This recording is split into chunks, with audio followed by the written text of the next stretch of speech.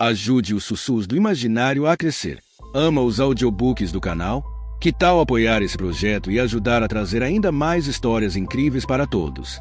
Contribua com qualquer valor via Pix. Escaneie o QR Code na tela e faça parte dessa jornada literária. Seu apoio nos ajuda a produzir mais e melhor. Cada contribuição mantém viva a magia das histórias e fortalece essa comunidade de apaixonados por literatura. Muito obrigado pelo seu apoio. Bem-vindo aos Sussurros do Imaginário. Nosso canal é totalmente dedicado a audiobooks, proporcionando uma experiência imersiva para todos os amantes de boas histórias. Aqui, você pode relaxar e deixar sua imaginação fluir enquanto escuta os melhores títulos literários. Dica especial: para uma experiência ainda mais completa, recomendamos que você acompanhe o audiobook com o livro físico ou o e-book. Dessa forma, você poderá desfrutar tanto da narrativa quanto do texto original, unindo os dois mundos. Pedimos desculpas especialmente aos deficientes visuais por quaisquer falhas que possam ocorrer nos audiobooks, como trechos em outras línguas, pequenos erros de narração ou tradução. Isso acontece porque utilizamos narração sintética para manter a produção dos áudios. Queremos ouvir você. Sugira nos comentários livros que gostaria de ver aqui no canal. Não se esqueça de curtir, comentar e se inscrever para ficar por dentro de todas as novidades. Obrigado por estar conosco e bons sussurros.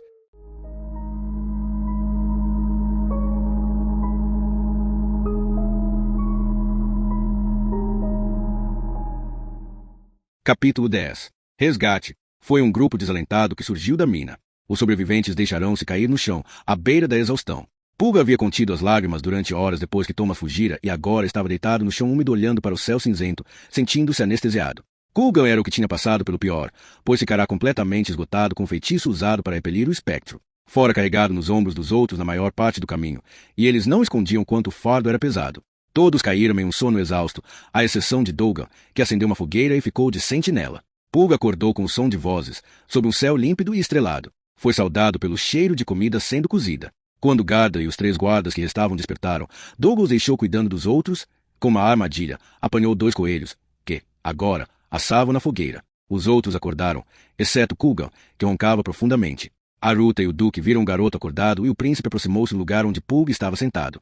O filho mais novo do Duque, ignorando a neve, sentou-se no chão ao lado de Pulg, enrolado em seu manto. Como se sente, Pulg? Perguntou, mostrando preocupação no olhar. Era a primeira vez que Pulg presenciava o lado mais gentil de Aruta. Tentou falar, mas lágrimas lhe vieram aos olhos. Thomas era seu amigo desde que podia se lembrar, mais que um amigo, era um irmão. Ao tentar falar, grandes soluços amargurados saíram-lhe da garganta, e Pulg sentiu lágrimas quentes e salgadas caírem-lhe na boca. Aruta pôs o braço ao seu redor, deixando que o garoto chorasse no seu ombro. Quando a torrente inicial de dor passou, o príncipe disse: "Não é vergonha nenhuma chorar a morte de um amigo, Pulg. Eu e o meu pai partilhamos a sua dor." Dougan aproximou-se por detrás do príncipe. "Eu também, Pulg, pois ele era um rapaz simpático. Todos nós partilhamos a sua perda." O anão pareceu ponderar algo e falou com o Duque. Culgan acordou, sentando-se como um urso que acabou de sair da hibernação. Lembrando-se de onde estava e vendo Aruta com Pulg, depressa se esqueceu das articulações doloridas, se juntou-se a eles. Pouco havia a dizer, mas Pulg sentia algum consolo na proximidade. Por fim, recuperou a compostura e afastou-se do príncipe. "Obrigado, Vossa Alteza", disse, entre fungadas. "Ficarei bem." Reuniram-se a Dougan, Gardan e ao Duque, perto da fogueira.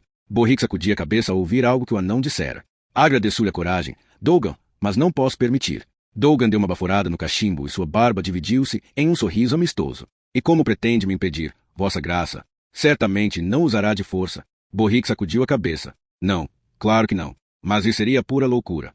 Culgan e Aruta trocaram olhares curiosos. Pulg não prestou muita atenção, pois estava perdido em um mundo frio e entorpecido. Apesar de ter acabado de acordar, estava pronto para voltar a dormir, acolhendo o alívio cálido e agradável. Borrick dirigiu-se ao grupo. "Este anão louco quer retornar às minas." Antes que Culgan e Aruta pudessem protestar, Dougan disse: "Bem sei que não passa de uma esperança tênue, mas caso o garoto tenha escapado do espírito maligno, estará vagando perdido e sozinho. Existem túneis lá embaixo onde nunca um anão pôs os pés, quanto mais um garoto. Assim que entrar em um corredor, não terei problemas para fazer o caminho de volta, mas Thomas não tem esse senso natural de orientação. Se eu puder encontrar o seu rastro, conseguirei encontrá-lo. Para ter alguma chance de sair das minas, ele precisa da minha orientação. Trarei o garoto de volta se estiver vivo." Palavra de Dougan Tagarson, chefe da aldeia Caldara. "Não serei capaz de descansar no meu grande salão este inverno se não tentar." Pulg despertou da letargia com as palavras do anão. "Acha que é capaz de encontrá-lo, Dougan?" "Se há alguém capaz, este alguém sou eu", respondeu e inclinou-se para Pulg. Não tenha muitas esperanças, pois não é provável que Thomas tenha conseguido fugir do espectro. Eu estaria lhe fazendo um desserviço se lhe dissesse o contrário, garoto. Vendo as lágrimas encherem novamente os olhos de Pug, logo acrescentou: mas, se houver uma forma, eu a encontrarei. Pug assentiu, procurando um meio termo entre a desolação e a esperança renovada. Entendeu a advertência, mas não conseguiu renunciar ao tremeluzir débil de consolo que a empreitada de Dougan lhe iria trazer. Dougan dirigiu-se ao local onde estavam seu escudo e seu machado e os juntou. Quando o alvorecer despontar, sigam velozes pela trilha na encosta através do bosque. Embora não se trate do Coração Verde, este lugar é repleto de perigos para um grupo tão reduzido. Caso se percam, rumem para leste. Encontrarão caminho até a estrada de Bordon. De lá, será uma caminhada de 3 dias. Que os deuses os protejam. Borrica acenou com a cabeça, e Cúgan avançou até o local onde o anão se preparava para partir. Deu ofereceu uma bolsa a Dougan. Posso adquirir mais tabaco na vila, amigo anão? Aceite, por favor. Dougan aceitou e sorriu para Cúgan. Obrigado, mago. Fico em dívida com você. Borric pôs-se diante do anão, colocando uma mão em seu ombro. Nós é que estamos em dívida com você, Dougan. Se for a Cride, teremos aquela refeição que lhe foi prometida. Isso e ainda mais. Que a boa fortuna o acompanhe. Obrigado, vossa senhoria. Aguardarei esse momento com ansiedade. Sem mais uma palavra, Dougan entrou na escuridão de Mec Mordan e Cadal. Olgan parou junto às mulas mortas, sem ficar mais tempo do que precisava para recolher a comida, a água e uma lanterna. O anão não precisava de luz para andar pelo subsolo. Há muito seu povo adaptara outros sentidos à escuridão. Porém, pensou, a luz poderá aumentar as possibilidades de encontrar Thomas, caso ele a veja, apesar do risco de atrair uma atenção indesejável. Supondo que ele ainda esteja vivo, acrescentou com tristeza. Entrando no túnel onde vira Thomas pela última vez, Dougan procurou sinais à passagem do garoto. A poeira era fina, mas aqui e ali conseguia avistar leves perturbações, talvez uma pegada. Seguindo em frente, o anão chegou a corredores com mais poeira, onde as pegadas do garoto eram nítidas. Apressando-se, seguiu-as. Dougan entrou na mesma caverna, passados poucos minutos, e praguejou. Teve pouca esperança de voltar a encontrar as pegadas do garoto entre a confusão causada pela luta com o espectro. Fazendo uma breve pausa, começou a examinar todos os túneis à procura de vestígios. 1 hora depois, encontrou uma única pegada que saía da caverna, através de um túnel à direita daquele onde entrará da primeira vez. Seguindo por esse túnel, encontrou várias outras pegadas, bastante separadas entre si, e concluiu que o garoto devia ter passado por ali correndo. Avançando depressa, encontrou mais pegadas à medida que o corredor ficava mais empoeirado. Dougan chegou à caverna do lago e quase voltou a perder o rastro, até que viu o túnel perto da beira do embarcadouro. Avançou pela água, içando-se para o corredor, e viu as pegadas de Thomas. A luz fraca da lanterna não bastava para iluminar os cristais da caverna. Mas, mesmo que bastasse, Dougan não teria parado para admirar a vista. Tão empenhado estava em encontrar o garoto. Seguiu descendo, sem descansar. Sabia que Thomas tinha deixado o espectro para trás havia muito. Encontrara indícios de que grande parte do percurso fora percorrido em um ritmo mais lento. As pegadas na terra indicavam que o garoto caminhava, e a fogueira apagada mostrava que ele havia parado. Contudo, muitos perigos, além do espectro, existiam ali embaixo, alguns igualmente terríveis. Voltou a perder o rastro na última caverna, tornando a encontrá-lo apenas quando avistou a saliência acima do ponto onde as pegadas acabavam. Teve dificuldade para subir, mas, quando conseguiu, viu o ponto enegrecido onde o garoto extinguira a tocha. Era ali que Thomas devia ter descansado. Dougan olhou ao redor da caverna vazia. Aquela profundidade debaixo das montanhas, o ar não se mexia. Até o anão, habituado a isso, achou o lugar perturbador. Olhou para a marca preta na saliência. Quanto tempo Thomas ficará ali e para onde fora? Dougan viu o buraco na parede. Como não via pegadas indicando que tivesse saído da saliência, concluiu que fora por ali que Thomas devia ter seguido. Atravessou o buraco até o outro lado e seguiu o corredor até chegar a outro maior, que descia para as entranhas da montanha. Dougan seguiu o que parecia um grupo de pegadas, como se um bando de homens tivesse passado por ali. As pegadas de Thomas estavam misturadas às outras e o anão ficou preocupado, pois o garoto podia ter seguido aquele caminho antes, depois ou com os desconhecidos. Dougan estava ciente de que, se o garoto tivesse sido feito prisioneiro, cada minuto seria crucial. O túnel descia em zigue-zague. Percorrido uma curta distância, tornou-se um salão criado a partir de enormes blocos de pedra encaixados e polidos. Nunca vira nada assim em toda a sua vida. A passagem era plana e Dougan avançou calmamente. Não existiam pegadas, pois a pedra era dura e livre de terra. Muito acima, Dougan entreviu o primeiro de diversos lustres de cristal que pendiam do teto por correntes. Podiam ser baixados por meio de uma roldana para que as velas fossem acesas. O som das botas do anão produziu um eco cavernoso no teto elevado. Ao fundo, avistou grandes portas de madeira, com junção de ferro e enormes trancas. Estavam entreabertas e era possível ver luz saindo por elas. Sem fazer barulho, Dougan aproximou-se das portas e olhou. Ficou boquiaberto com o que viu, erguendo o escudo e o machado por instinto. Sentado num monte de moedas de ouro e pedras preciosas do tamanho do punho de um homem, estava Thomas, comendo o que parecia ser um peixe. Na frente dele, estava encurvada uma criatura que levou Dougan a duvidar de seus olhos. Uma cabeça do tamanho de uma carroça pequena repousava no chão. Escamas do tamanho de escudos de intenso tom dourado cobriam-na e o comprido maleável pescoço conduzia um corpo imenso que se alongava pela penumbra do salão gigante. Viam-se enormes asas dobradas nas costas, com as pontas caídas tocando o chão. No alto da cabeça havia duas orelhas pontiagudas, separadas por uma crista de aspecto delicado, salpicada de prateado. O focinho comprido trazia um trejeito lupino, exibindo presas do tamanho de espadas. Uma comprida língua bifurcada zurziu no ar por um instante. Dougan reprimiu o avassalador e raro impulso de fugir, pois Thomas estava sentado, ao que tudo indicava, partilhando uma refeição com o mais temido inimigo do povo anão, um grande dragão. Deu um passo à frente e as botas ressoaram no chão de pedra. Thomas virou-se ao ouvir o barulho, e a enorme cabeça do dragão se ergueu. Olhos gigantes de um tom vermelho rubi observaram o pequeno intruso. Thomas pôs-se em pé de um salto, com alegria estampada no rosto. Dougan escorregou do monte de riqueza e correu para o anão. A voz do dragão rebombou pelo grande salão, ecoando como trovões em um vale. Bem-vindo, anão. Seu amigo disse-me que não abandonaria. Thomas parou diante do anão, fazendo uma dúzia de perguntas, enquanto os sentidos de Dougan falhavam. Atrás do garoto, o príncipe de todos os dragões permanecia sereno, observando a conversa, e o anão estava com dificuldades para manter a costumeira tranquilidade. Sem prestar grande atenção às perguntas de Thomas, Dougan afastou-se devagar para o lado, de modo a ver melhor o dragão. Vim sozinho, disse ao garoto em voz baixa. Os outros estavam relutantes em me deixar procurá-lo sem reforços, mas tinham de seguir em frente, pois a missão é primordial. Eu entendo, disse Thomas. Que espécie de feitiçaria é esta? Perguntou Dougan com tranquilidade. O dragão soltou um riso abafado e o salão ressoou com o som. Entre meu lar, anão, e eu contarei. A enorme cabeça do dragão voltou para o chão. E, ainda assim, seus olhos ficaram acima da cabeça de Dougan. O anão aproximou-se devagar, de escudo e machado inconscientemente apostos. O dragão riu, produzindo um som grave que ecoava como água caindo em cascata de uma ravina. Abaixe as armas, pequeno guerreiro. Não o machucarei, nem ao seu amigo. Dougan baixou o escudo e prendeu o machado no cinto. Olhou ao redor e viu que se encontrava em um amplo salão, talhado na rocha viva da montanha. Em todas as paredes havia enormes tapeçarias e estandartes, descorados e rasgados. Algo na aparência desses objetos mexeu com os nervos de Dougan, pois eram tão estranhos quanto antigos. Nenhuma criatura que conhecia, humano, elfo ou goblin, poderia ter criado aquelas flâmulas. Outros gigantescos lustres de cristal pendiam de vigas de madeira no teto. Na extremidade mais distante do salão, havia um trono sob um palanque, diante dele, mesas compridas com cadeiras para muitas pessoas. Sobre as mesas, jarros de cristal e pratos de ouro podiam ser vistos. Tudo coberto pelo pó do tempo. Espalhados por todo o salão havia um monte de tesouros, ouro, pedras preciosas, coroas, pratas, armaduras suntuosas, rolos de tecidos raros e arcas entalhadas em madeiras preciosas, com adornos laqueados de grande perfeição. Dougan sentou-se no topo de uma pilha de ouro de toda uma vida, reposicionando-a distraidamente para ficar tão confortável quanto possível. Thomas sentou-se ao seu lado e o anão pegou o cachimbo. Embora não demonstrasse, precisava se acalmar, e o cachimbo tinha o dom de fazê-lo. Acendeu uma vela na lanterna e levou ao cachimbo. O dragão observou e então disse, pode agora soprar fogo e fumaça. Anão? É o novo dragão? Alguma vez houve um dragão tão diminuto. Dougan sacudiu a cabeça. É só o meu cachimbo. Explicou para que servia o tabaco. É algo muitíssimo estranho. Mas, na verdade, o seu povo é estranho, comentou o dragão.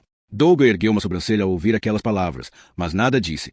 Thomas, como chegou aqui? Thomas parecia não dar importância à presença do dragão, e Dougan sentiu-se tranquilizado. Se a imensa besta quisesse lhes fazer mal, já poderia tê-lo feito, sem dificuldades. Os dragões eram, incontestavelmente, as criaturas mais poderosas de Midemia. E este era o dragão mais poderoso de que Dougan já ouvirá falar, tendo quase o dobro do tamanho daquele que se combatera na sua juventude. Thomas acabou o peixe que estava comendo e disse, andei durante muito tempo e cheguei a um lugar onde podia dormir. Sim, encontrei esse lugar. Acordei com barulho e encontrei pegadas que vieram dar aqui. Também vi essas pegadas. Temi que tivesse sido levado. Não fui. Era um grupo de goblins e alguns irmãos das trevas que vinham para cá. Eles estavam muito preocupados com o que estaria à frente deles e não prestaram atenção ao que vinha atrás, por isso pude segui-los bem de perto. Foi uma atitude muito perigosa. Eu sei, mas estava desesperado para encontrar uma saída. Achei que talvez me levassem até a superfície, e aí eu poderia aguardar até que eles avançassem para depois escapar. Se eu tivesse conseguido sair das minas, teria rumado para o norte, na direção da sua aldeia. Um plano ousado. Thomas, disse Dougan com um olhar de aprovação. Chegaram a este lugar e eu o segui. O que aconteceu a eles? Mandei-os embora para um lugar longínquo. Ah não, pois não eram companhia que eu desejasse, disse o dragão. Mandou-os embora? Como? O dragão levantou um pouco a cabeça e Dougan viu que as escamas estavam descoradas, sem brilho em alguns pontos. Os olhos vermelhos estavam encobertos por uma película. De súbito, Dougan percebeu que o dragão era cego. Os dragões possuem magia desde tempos imemoriais, ainda que diferente de todas as outras. É pela minha arte que consigo vê-lo. Ah não, pois a luz há muito me foi negada. Peguei as criaturas odiosas e as mandei para o longínquo norte. Não saberão como ali chegaram nem se recordarão deste lugar. Dougan deu uma tragada, pensando no que ouvia. Nas histórias do meu povo, há lenda sobre dragões magos, embora seja o primeiro que vejo. Devagar, o dragão pousou a cabeça no chão, como se estivesse cansado. Pois sou um dos últimos dragões dourados. Ah não, e nenhum dos dragões inferiores possui a arte da feitiçaria. Jurei que jamais mataria, mas não poderia admitir que gente daquela lá invadisse o meu lugar de repouso. Huag foi muito gentil comigo. Dougan, disse Thomas. Deixou que eu ficasse aqui até que me encontrassem, pois ele sabia que alguém estava chegando. Dougan olhou para o dragão, admirado com sua habilidade premonitória. Ele me deu peixe defumado para comer e um lugar para descansar. Prosseguiu Thomas. Peixe defumado? Os kobolds, a quem chama de gnomos, adoram-me como deus e trazem-me oferendas, tais como peixes apanhados no lago subterrâneo e defumados tesouros extraídos de cavernas ainda mais profundas. Explicou o dragão. Sim, confirmou Dougan. Os gnomos nunca foram conhecidos por sua inteligência. O dragão soltou um riso abafado. De fato, os kobolds são tímidos e só atacam aqueles que os incomodam nos seus túneis profundos. São um povo simples e agrada-lhes terem um deus. Como não tenho capacidade para caçar, é um acordo agradável. Dougan ponderou a pergunta que faria em seguida. Não quero parecer desrespeitoso, Huag, mas a minha experiência com dragões ensinou-me que não gostam muito de seres de outras espécies. Por que ajudou o garoto? O dragão fechou os olhos por um momento e depois voltou a abri-los para fitar o anão inexpressivamente. Saiba, anão, que nem sempre foi assim. O seu povo é antigo, mas o meu é o mais antigo de todos, à exceção de um. Já existíamos antes dos elfos e dos Moredel. Servíamos aqueles cujos nomes não podem ser pronunciados e éramos um povo feliz. Os senhores dos dragões? Assim são conhecidos nas suas lendas. Eram os nossos mestres e nós seus servos, tal como os elfos e os Moredel.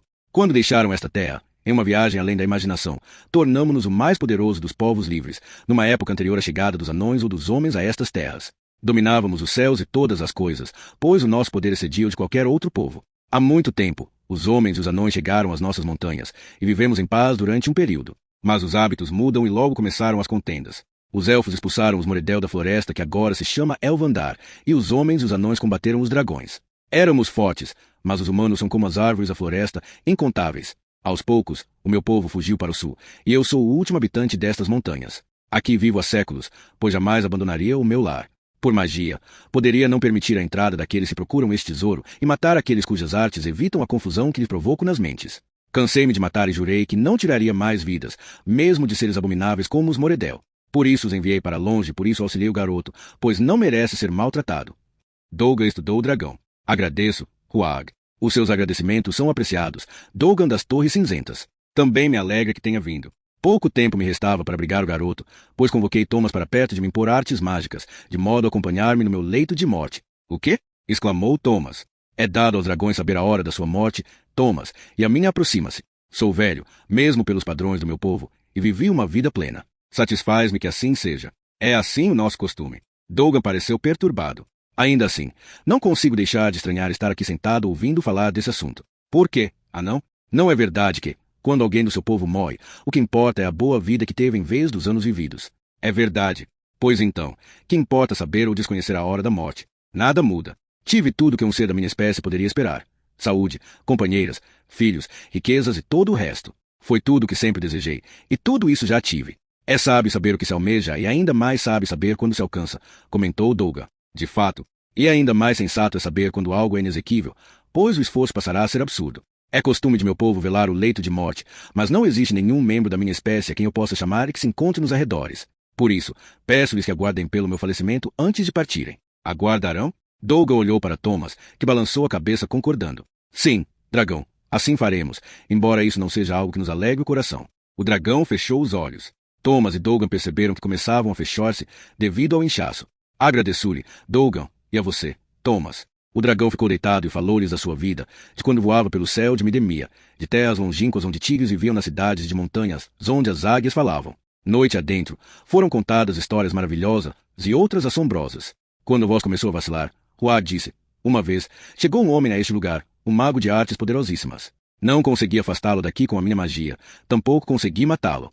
Combatemos durante 3 dias, as artes dele contra as minhas, e, ao fim, ele levou a melhor. Julguei que me mataria e que ficaria com o meu tesouro, mas em vez disso, aqui permaneceu, pois pretendia somente aprender a minha magia para que ela não fosse perdida quando eu falecesse. Thomas estava maravilhado, pois pelo pouco que sabia de magia por meio de Pug, considerou que aquilo era algo fantástico. Na sua cabeça, conseguia imaginar a luta titânica e os enormes poderes em ação. Acompanhava uma estranha criatura, semelhante a um goblin, ainda que andasse em pé e tivesse feições mais delicadas. O homem permaneceu comigo durante 3 anos, enquanto seu servo ia e vinha. Aprendeu tudo o que lhe pude ensinar, pois não podia negá-lo. Contudo, ele também me ensinou, e a sua sabedoria proporcionou-me um enorme consolo. Foi com ele que aprendi a respeitar a vida, por mais odioso que o caráter seja, e prometi poupar quem chegasse a mim. Ele também sofreu nas mãos de outros, tal como me acontecerá nas guerras contra os homens, pois perdi muito do que estimava. Esse homem tinha a capacidade de curar as chagas do coração e da mente, e, quando partiu, senti-me vencedor e não vencido. Parou e engoliu em seco. Thomas deu-se conta de que o dragão falava cada vez com mais dificuldade. Se eu não conseguisse um dragão para acompanhar-me no meu leito de morte, logo chamaria para que ficasse ao meu lado, pois foi o primeiro da sua espécie, rapaz, que considerei meu amigo. Quem era ele? Huag? Perguntou Thomas. Chamava-se Macrus. Dougan ficou pensativo. Já ouvi esse nome, um mago de artes poderosas. É quase um mito, viveu em algum lugar no leste. Um mito ele não é, Dougan, contrapôs Huag, com voz pastosa. Porém, talvez esteja morto, pois residiu comigo há muito, muito tempo. O dragão fez uma pausa. Aproxima-se a minha hora, de modo que tenho de terminar. Peço-lhe um favor. Não. Deslocou ligeiramente a cabeça e prosseguiu. Naquela arca encontra-se um presente do mago para ser usado nesta ocasião. É um bastão feito a partir de magia. Macrus deixou para que não restem ossos para os necrófagos devorarem quando eu morrer. Pode trazê-lo até aqui? Dougan dirigiu-se à arca. Abriu-a e descobriu um bastão de metal preto sobre um tecido de veludo azul. Pegou o bastão e ficou surpreso com o grande peso que tinha, apesar do tamanho. Levou até o dragão. O dragão falou, proferindo palavras quase ininteligíveis, pois tinha a língua inchada. Daqui a pouco, toque-me com o bastão, Dougan, pois este será o meu fim. Sim, disse Dougan, ainda que não me dê prazer ver sua morte, dragão. Mas, antes, resta-me dizer algo. Na arca ao lado daquela, encontra-se um presente para você.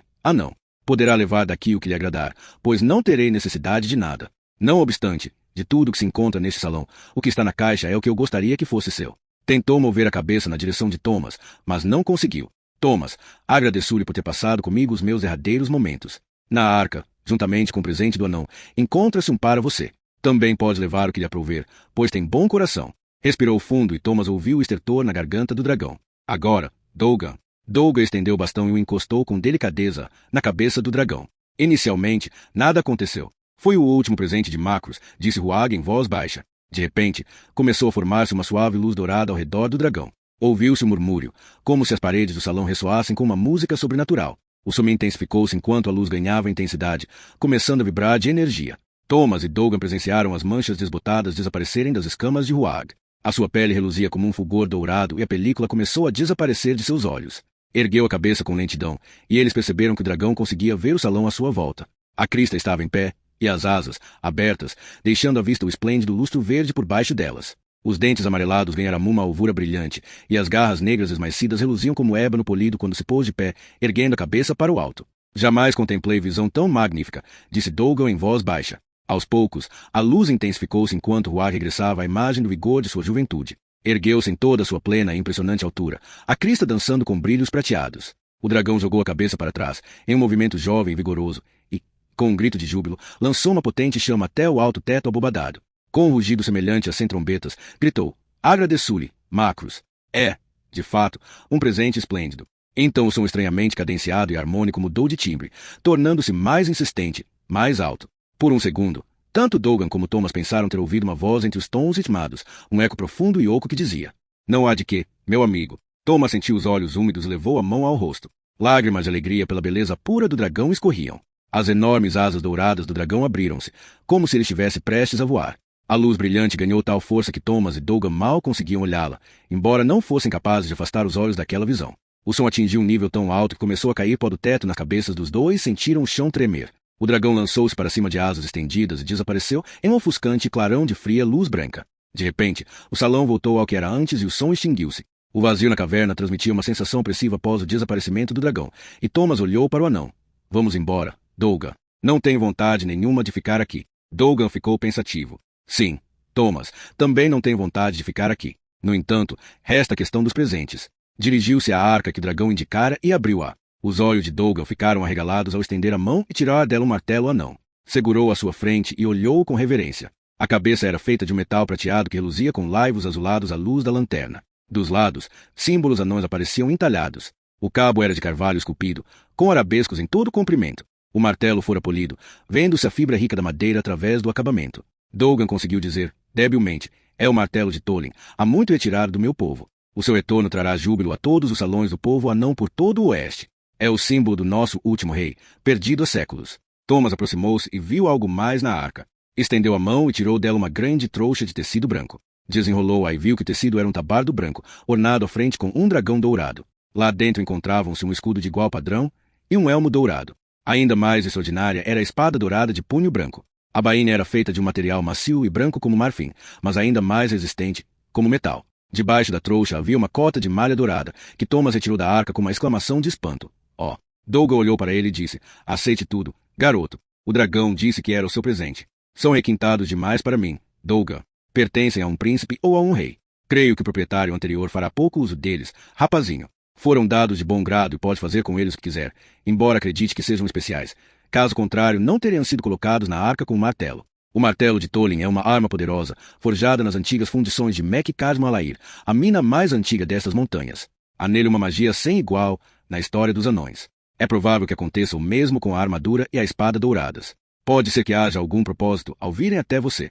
Thomas pensou por um momento e, em seguida, despiu seu manto. A túnica não era um gibão, mas a decota de malha dourada sentou-lhe com facilidade, mesmo tendo sido feita para alguém mais alto. Vestiu o tabardo por cima e colocou o elmo na cabeça. Pegando a espada e o escudo, ficou de frente para Douga. Pareço ridículo. O anão observou com atenção. Ficaram um pouco largos, mas você vai crescer, sem dúvida. Pensou vislumbrar algo na forma como o garoto se apresentava e segurava a espada em uma mão e o escudo na outra. Não, Thomas, não ficou ridículo. Talvez você não pareça muito à vontade, mas ridículo. Não. Eles são grandes, mas você virá usá-los como foram feitos para serem usados, creio eu. Thomas assentiu, pegou o manto e virou-se para a porta, embainhando a espada. A armadura era surpreendentemente leve, muito mais leve do que aquela que usará em Cride. Não tenho vontade de levar mais nada, Dougan, disse o garoto. Imagino que isso soe estranho. Dougan aproximou-se de Thomas. Não, garoto, pois também eu nada desejo das riquezas do dragão.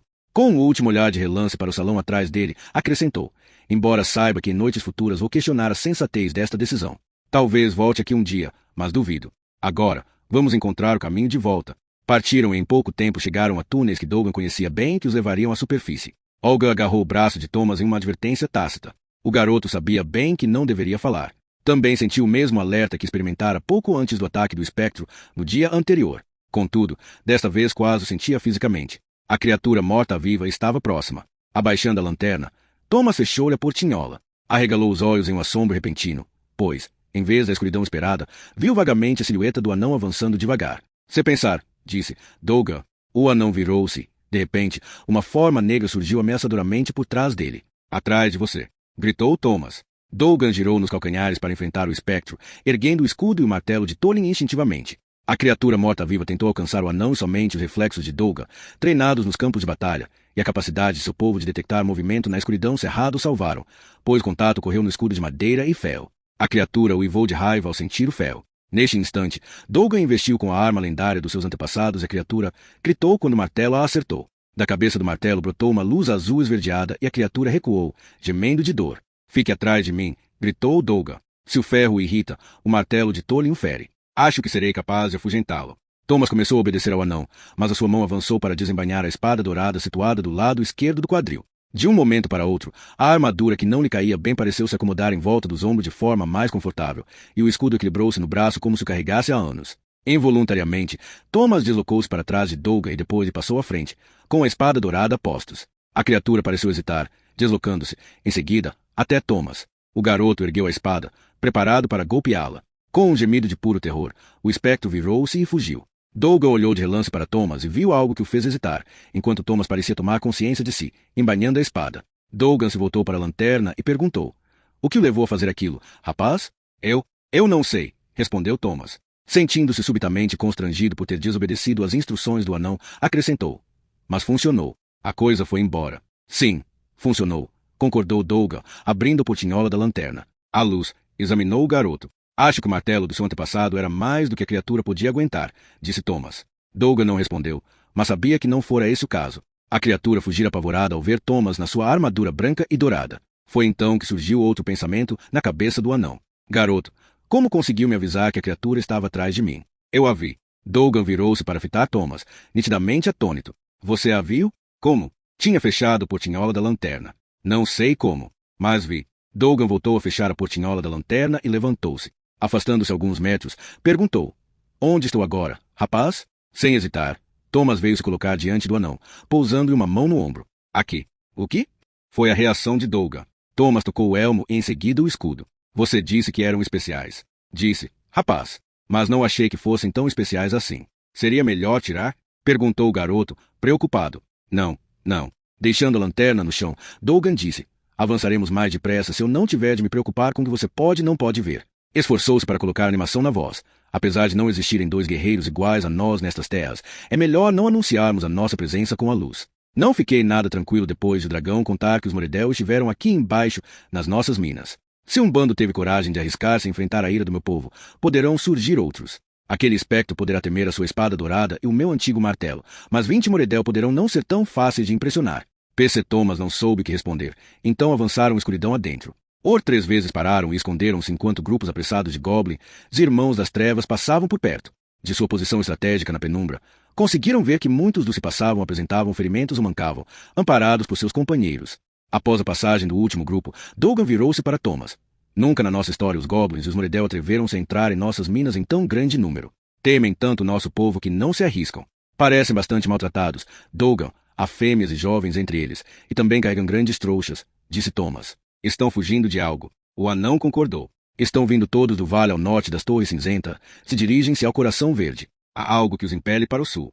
Os Tsurani? Dougan confirmou. Foi o que pensei também. É melhor regressarmos a Caldara o quanto antes.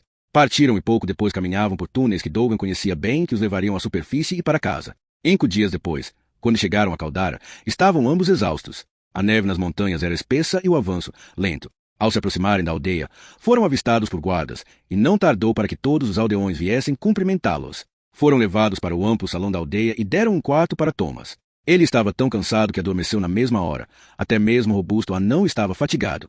Os anões concordaram em convocar os anciões da aldeia para se reunirem em conselho no dia seguinte e discutirem as últimas notícias que tinham chegado ao vale. Thomas acordou faminto. Levantou-se, espreguiçou-se e ficou admirado por não sentir qualquer rigidez. Adormecera vestindo a cota de malha dourada e devia ter acordado dolorido.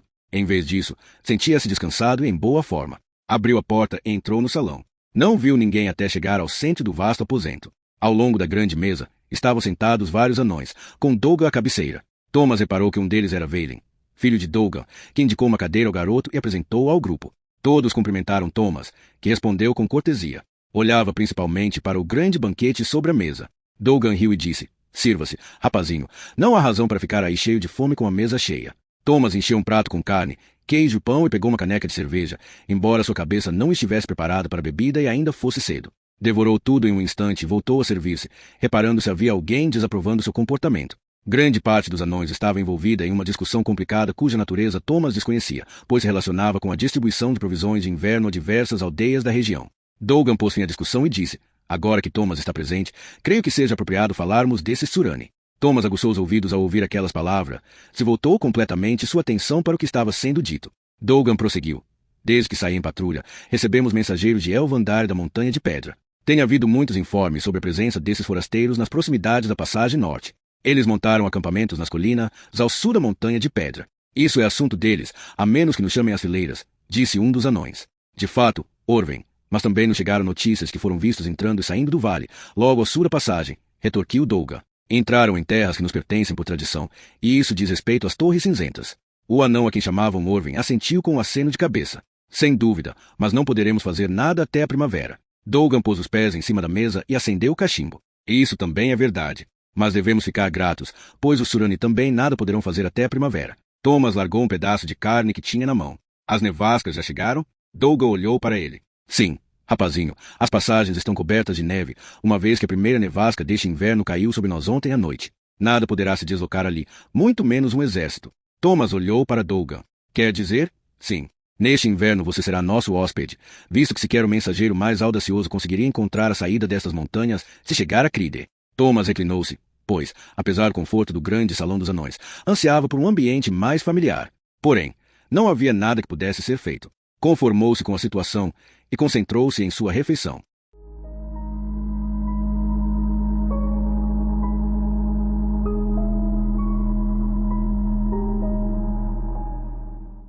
Capítulo 11. A Ilha do Feiticeiro. O grupo exaurido chegou penosamente a Bordon. Em volta deles cavalgava uma companhia de patrulheiros nataleses, usando as tradicionais túnicas, calças e mantos cinzentos. Estavam de vigia quando encontraram os viajantes a cerca de 1,5 km da vila e os escoltaram. Borrick estava irritado, pois os patrulheiros não tinham se oferecido para levar os viajantes exaustos em seus cavalos, mas conseguia disfarçar bem. Não tinham muitas razões para reconhecer o grupo de maltrapilhos como o Duque de Cride e o seu séquito. Mesmo que tivessem chegado ali com grande pompa, era pouco o afeto que existia entre as cidades livres de Natal e o reino. Poole contemplou Bordon com admiração. Era uma cidade pequena pelos padrões do reino, pouco mais do que uma vila de porto marítimo, mas bastante maior do que Cride. Para onde quer que olhasse, via pessoas em serviços estranhos, atarefadas e preocupadas. Pouca atenção dispensará aos viajantes, fora um olhar de relance ocasional de um comerciante ou de uma mulher no mercado. O garoto nunca vira tanta gente, tantos cavalos, mulas e carroças em um só lugar. Era uma balbúrdia de cores e sons que oprimia os sentidos. Cães corriam latindo atrás dos cavalos dos patrulheiros, evitando agilmente os coices das montarias irritadas. Alguns meninos de rua gritaram obscenidades ao grupo, todos notoriamente estrangeiros, pela aparência, e provavelmente prisioneiros, pela escolta. Poole sentiu-se vagamente incomodado pela grosseria, mas se distraiu depressa com as novidades ao seu redor. Bordon, tal como os outros povoados da região, não possuía um exército permanente. Custeava uma guarnição de patrulheiros nataleses, descendentes dos lendários guias imperiais cristianos e tidos como a melhor cavalaria e os melhores batedores do oeste. Tinham a capacidade de avisar com bastante antecedência a aproximação de perigo, dando tempo aos soldados locais para se reunirem. Independentes, os patrulheiros tinham a liberdade de liquidar os salteadores renegados que encontrassem, mas, depois de ouvir a história do Duque e a referência ao nome de Martim do Arco que conheciam muito bem, o líder da patrulha decidiu que aquele assunto deveria ser levado aos líderes locais. Foram levados ao gabinete do prefeito, localizado em um pequeno edifício próximo da praça da cidade. Os cavaleiros pareciam satisfeitos por livrarem-se dos prisioneiros e retornarem à patrulha, quando os deixaram sob a custódia do prefeito. Ele era um homem baixo e moreno, que usava faixas de cores vivas em torno da ampla cintura e grandes anéis de ouro nos dedos. Alisava barba escura e oleosa enquanto o capitão dos patrulheiros explicava o encontro da companhia com o grupo do Duque. Quando os cavaleiros partiram, o prefeito cumprimentou Borrick friamente. Assim que o Duque deixou claro que era maguardados por Talbot Urani, o maior corretor de navios da cidade e representante comercial de Borrick nas cidades livres, os modos do prefeito mudaram abruptamente. Foram conduzidos do gabinete até os seus aposentos particulares e ofereceram-lhes café quente e escuro. O prefeito enviou um dos seus serviçais com uma mensagem à casa de Kiurani e aguardou calmamente, conversando trivialidades de vez em quando com o Duque. Kulga inclinou-se para Pug e explicou. O nosso anfitrião é do tipo que vê para onde sopra o vento antes de tomar uma decisão. Por isso aguarda a resposta do mercador antes de decidir se somos prisioneiros ou hóspedes. O mago soltou um riso abafado. À medida que você for crescendo, será mais fácil perceber que funcionários de menor importância são iguais em qualquer lugar. Pouco depois, uma tempestade furiosa na forma de Meeshon entrou de rompante pela porta da casa do prefeito, com um dos funcionários principais de Kiurani ao seu lado. Rapidamente, o funcionário deixou bem claro que certamente aquele era o Duque de Cride e que, sim, era verdade que Talbot Urani o aguardava. O prefeito desculpou-se servilmente, esperando que o Duque lhe perdoasse o incômodo. Sob as condições em que se encontravam, naquela época conturbada, esperava que entendesse. Os seus modos eram aduladores, e o sorriso, falso. Borrick confirmou que, de fato, compreendia muito bem. Sem mais delongas, deixaram o prefeito e saíram para a rua, onde um grupo de cavalariços os aguardava com cavalos. Montaram rapidamente, e Meeshon e os funcionários conduziram pela cidade, rumo a uma comunidade de mansões imponentes construídas na encosta. A casa de Talbot Urani ficava no ponto mais elevado da colina mais alta, com vista para a cidade. Da estrada, Pug via navios ancorados. Dezenas deles não tinham os mastros, obviamente nativos durante o inverno rigoroso.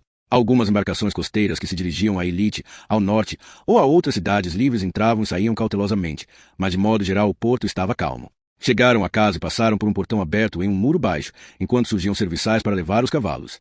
Quando desmontaram, o anfitrião saiu pela enorme entrada da casa. Bem-vindo, Lord Borrick. Bem-vindo, disse, com um sorriso cordial no rosto esquelético. Talbot Urani lembrava um abutre reencarnado em forma humana, de cabeça calva, feições severas e olhos pequenos e escuros. As vestes caras pouco contribuíam para esconder a magreza, mas os seus modos transmitiam tranquilidade, e os olhos, uma preocupação genuína, a ponto de amenizarem seu aspecto pouco atraente. Apesar da aparência, Pug simpatizou com ele. Kiurani mandou os criados prepararem quartos e refeições quentes para o grupo. Não quis ouvir quando o Duque tentou explicar a missão. Erguendo uma mão, interrompeu. Depois, Vossa Graça, poderemos falar demoradamente após o senhor repousar e comer. Aguardo-os hoje para o jantar, mas por ora camas e banhos preparados para o seu séquito. Pedirei que levem refeições quentes aos seus aposentos. Boa comida, repouso e mudas de roupas limpas irão fazer vocês sentirem novos. Então falaremos. Bateu palmas e um guarda surgiu para lhes indicar os quartos. Ao Duque e ao filho foram designados aposentos separados, enquanto Pug e Kugan dividiram um quarto. Gardan foi levado até o quarto de Meeshon, e os soldados do duque foram conduzidos aos aposentos dos serviçais. Cúlgan disse a Pug que tomasse banho primeiro, enquanto ele conversava um pouco com o seu serviçal. Meeshon e Cúlgan foram para o quarto do homem, e Pug despiu as roupas sujas. No centro do quarto encontrava-se uma grande banheira de metal, cheia de água perfumada, quente e fumegante. Ao entrar nela, tirou o pé de imediato. Após 3 dias caminhando na neve, parecia que a água estava fervendo. Devagar, voltou a colocar o pé na banheira e, quando se acostumou, entrou aos poucos. Recostou-se na banheira, cuja parte de trás, inclinada, fornecia apoio. O interior era esmaltado, e Pug achou estranha a sensação lisa e macia em comparação com as banheiras de madeira a que estava habituado. Ensaboou-se com um sabão cheiroso e lavou a sujeira do cabelo, depois se ergueu e despejou um balde de água fria na cabeça para retirar a espuma. Secou-se e vestiu o camisão de dormir, lavado que tinham deixado para ele. Apesar de ser cedo, deitou-se na cama quentinha. Seu último pensamento foi dirigido ao garoto ruivo e de sorriso fácil. Ao adormecer, pensou se Dougan teria encontrado seu amigo. Acordou uma vez durante o dia, ouvindo uma melodia desconhecida cantarolada enquanto Cúlgan respingava água com grande entusiasmo ao ensaboar o imenso corpo. Pug fechou os olhos e voltou a adormecer. Estava dormindo profundamente quando o mago acordou para jantar. A túnica e as calças tinham sido lavadas e um pequeno rasgão na sua camisa havia sido remendado. As botas estavam polidas e reluziam com um brilho preto. Quando estava se olhando no espelho, reparou pela primeira vez em uma tênue sombra escura no rosto. Aproximou-se e reparou nos primeiros sinais de barba. Observando, Cúlgan disse: Bem, Pug, devo pedir que traga uma lâmina para que mantenha o queixo liso assim como o do príncipe Aruta. Ou pretende cultivar uma barba imponente?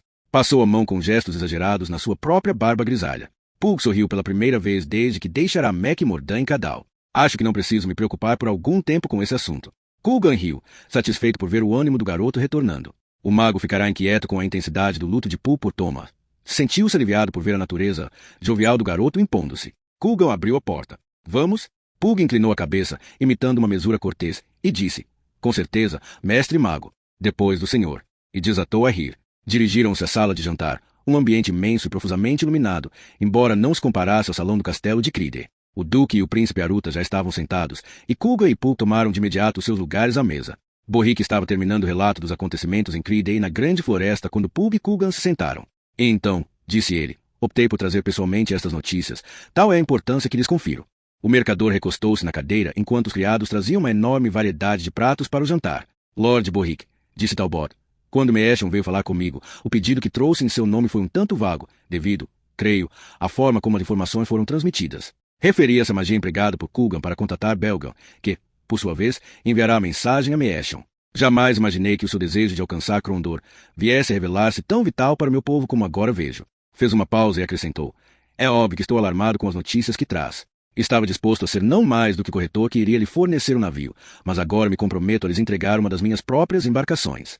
Pegou uma sineta que se encontrava perto da sua mão e tocou-a. Pouco tempo depois, um criado encontrava-se ao seu lado. Envie uma mensagem ao capitão Abram para que prepare o Rainha das Tormentas. Partirá com a maré da tarde de amanhã para Krondor. Depois enviarei instruções mais detalhadas.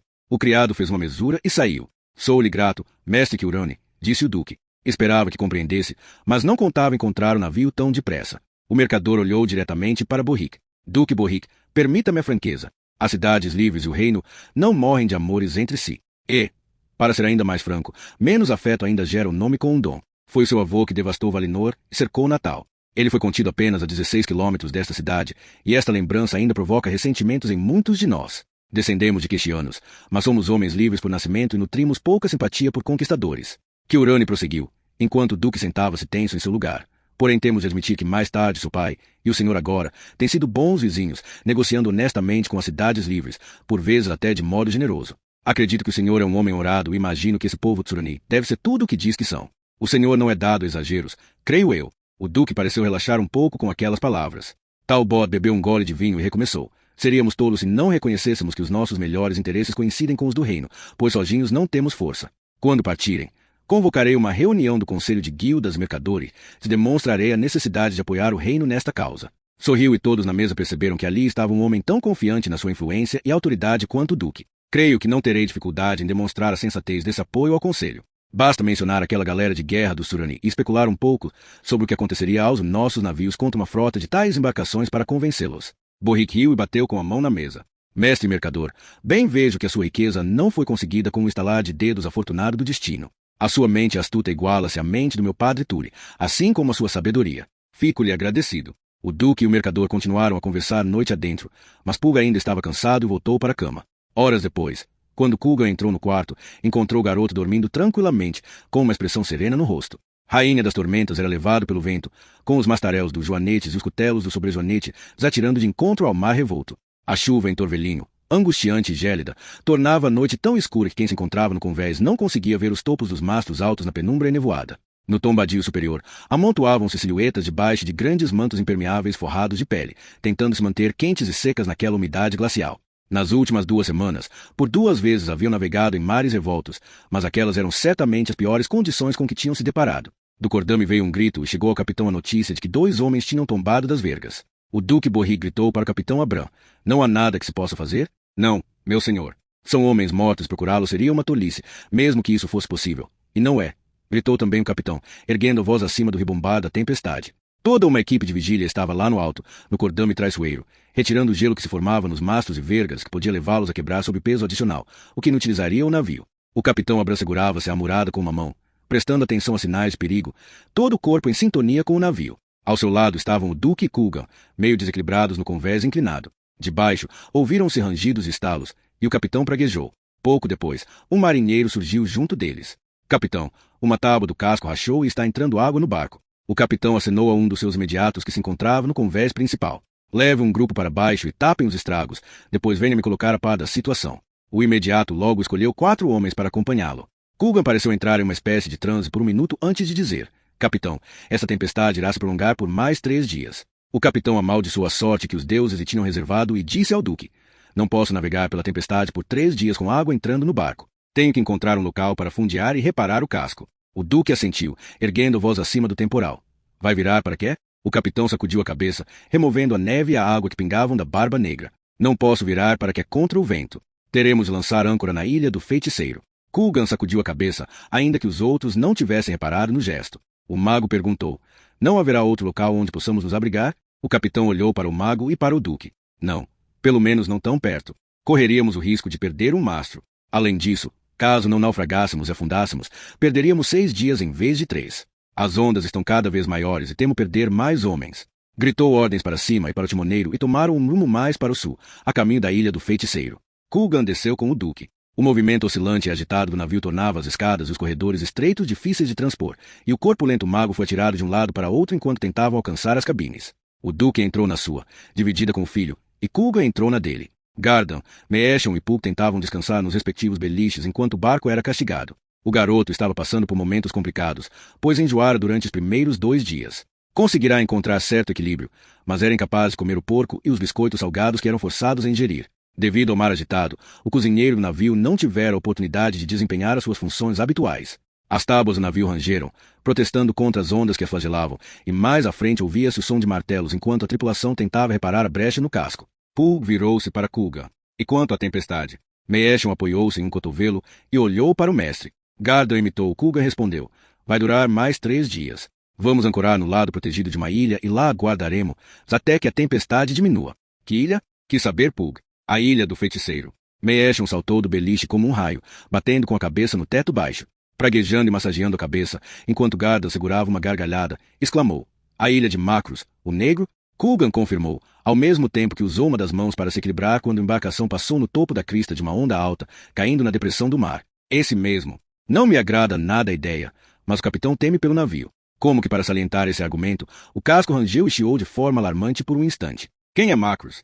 perguntou Pug. Coogan ficou momentaneamente pensativo, tanto por estar escutando a tripulação trabalhando no porão quanto devido à pergunta do garoto.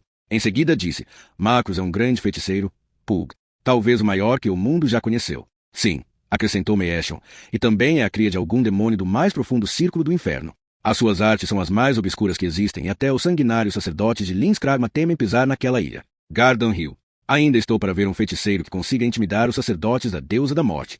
O P deve ser um mago poderoso." "Não passam de histórias, Pug", disse Coogan. "O que sabemos sobre ele é que, quando a perseguição aos magos do reino atingiu seu auge, Macros fugiu para essa ilha. Desde então, nunca mais ninguém viajou para lá ou de lá saiu." Pug sentou-se no beliche, interessado no que estava ouvindo, alheio ao terrível ruído da tempestade. Observou o rosto de Coogan banhado pela meia-luz pelas sombras trêmulas provocadas pela lamparina, oscilante a cada solavanco. "Macros é muito velho", prosseguiu Coogan. Só ele sabe as artes que usa para se manter vivo, mas vive ali há mais de 300 anos. Ou viveram ali vários homens que utilizavam o mesmo nome, escarneceu Garda. Kulgan anuiu. Talvez. Seja como for, nada se sabe de concreto sobre ele, a não ser lendas terríveis contadas por marinheiros. Desconfio de que, mesmo que Macros pratique o lado mais obscuro da magia, a sua reputação deve estar muito exagerada, o que é, talvez, uma forma de garantir a privacidade. Um rangido sonoro, como se outra tábua do casco tivesse estalado, silenciou-os. A cabine balançou com o temporal e Meeshon disse aquilo que todos pensavam, e eu espero que consigamos pisar na ilha do feiticeiro. Navio entrou vagarosamente na baía ao sul da ilha. Teriam de aguardar que a tormenta acalmasse antes que os mergulhadores pudessem inspecionar os danos no casco. Kulgan, Pug, Garda e Meeshon subiram à conversa. O tempo parecia um pouco mais ameno, uma vez que os penhascos protegiam da fúria da tempestade. Pug aproximou-se do capitão e de Kulgan, que conversavam. Seguiu o olhar de ambos até o cume dos penhascos. Muito acima da baía via-se um castelo de torres altas perfiladas no céu à luz pardacenta do dia. Era um lugar estranho, com campanários e torreões que se erguiam como se formassem uma mão com garras. Todo o castelo estava envolto em escuridão, com exceção de uma janela em uma das torres altas que irradiava uma luz azul e palpitante, como se relâmpagos tivessem sido capturados e estivessem agora a serviço de quem lá morava. Pug ouviu Meeshon dizer, ali, na falésia, Macros. Assados 3 dias, os mergulhadores vieram à superfície e gritaram para o capitão relatando os danos.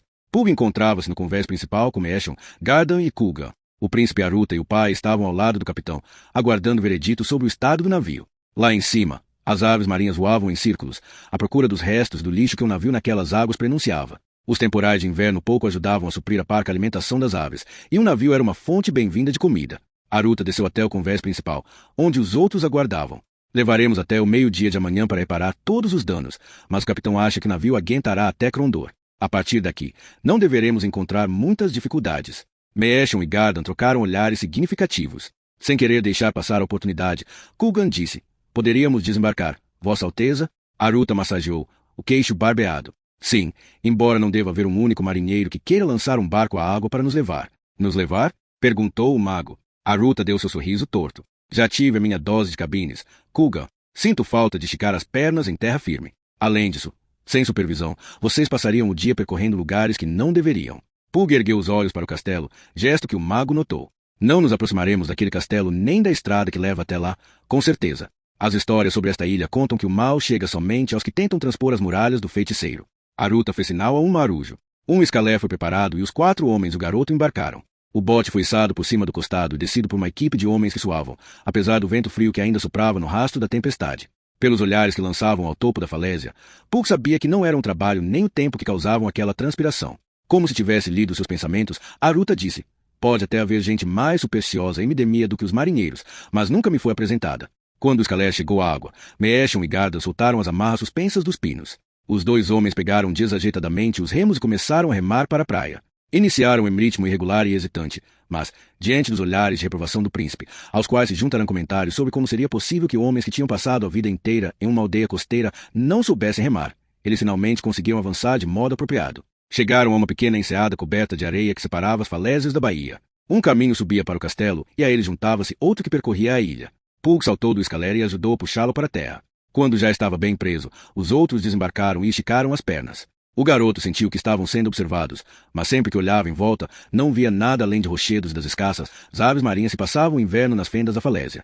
Kulgan e o príncipe examinaram os 2 caminhos que saíam da praia. O mago olhou para o que se afastava do castelo do feiticeiro e disse, não fará muito mal se explorarmos o outro caminho. Vamos. Dias de aborrecimento e reclusão superaram qualquer vestígio de ansiedade que ainda sentissem. Com um aceno brusco de cabeça, Aruta seguiu à frente. Pug era o último, atrás de Meeshon.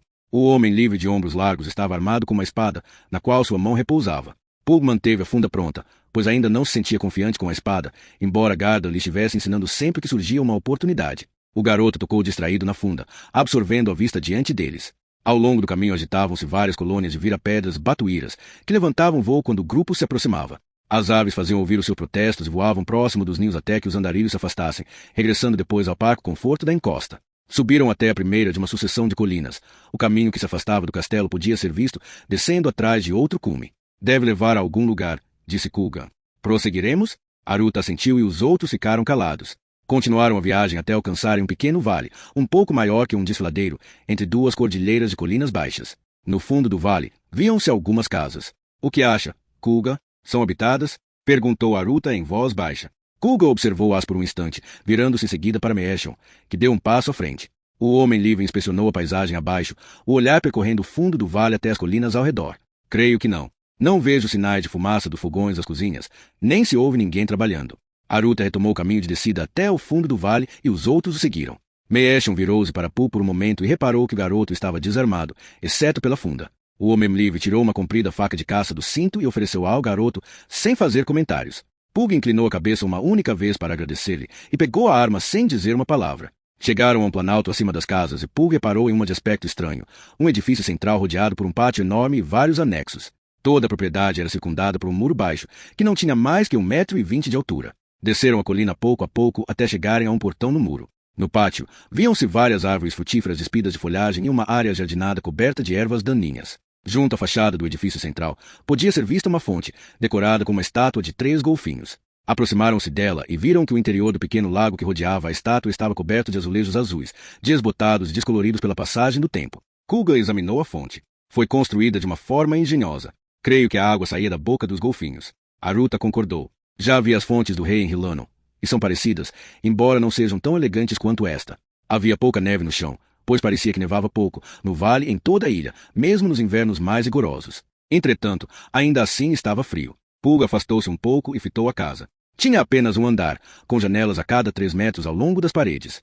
Havia uma única abertura para uma porta dupla, na parede diante dele, ainda que as portas há muito tivessem sido arrancadas de suas dobradiças. Quem quer que vivesse aqui não esperava ter problemas.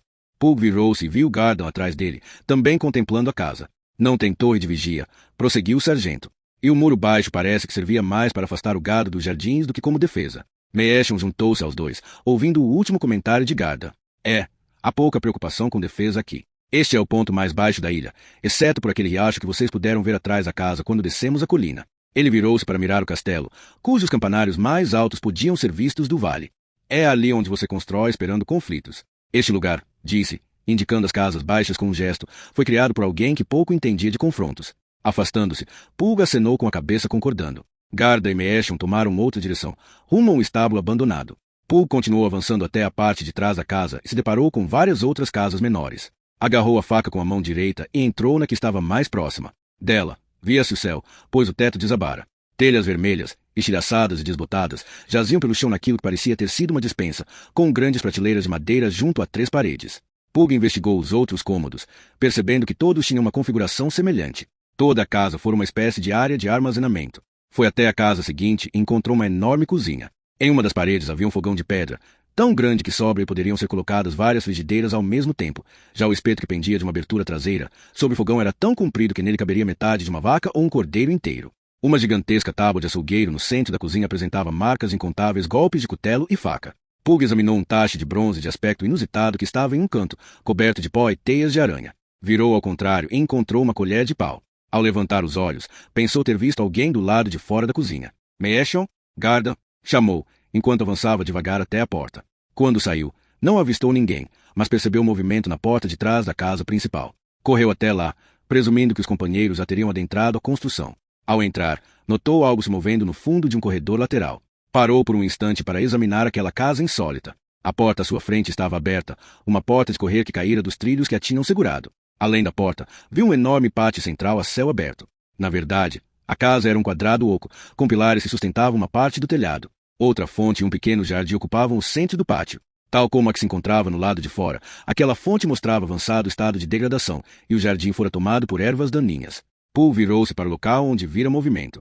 Passou por uma porta lateral baixa e entrou em um corredor sombrio. O telhado perdera telhas em vários pontos e ocasionalmente deixava passar luz, facilitando a orientação do garoto.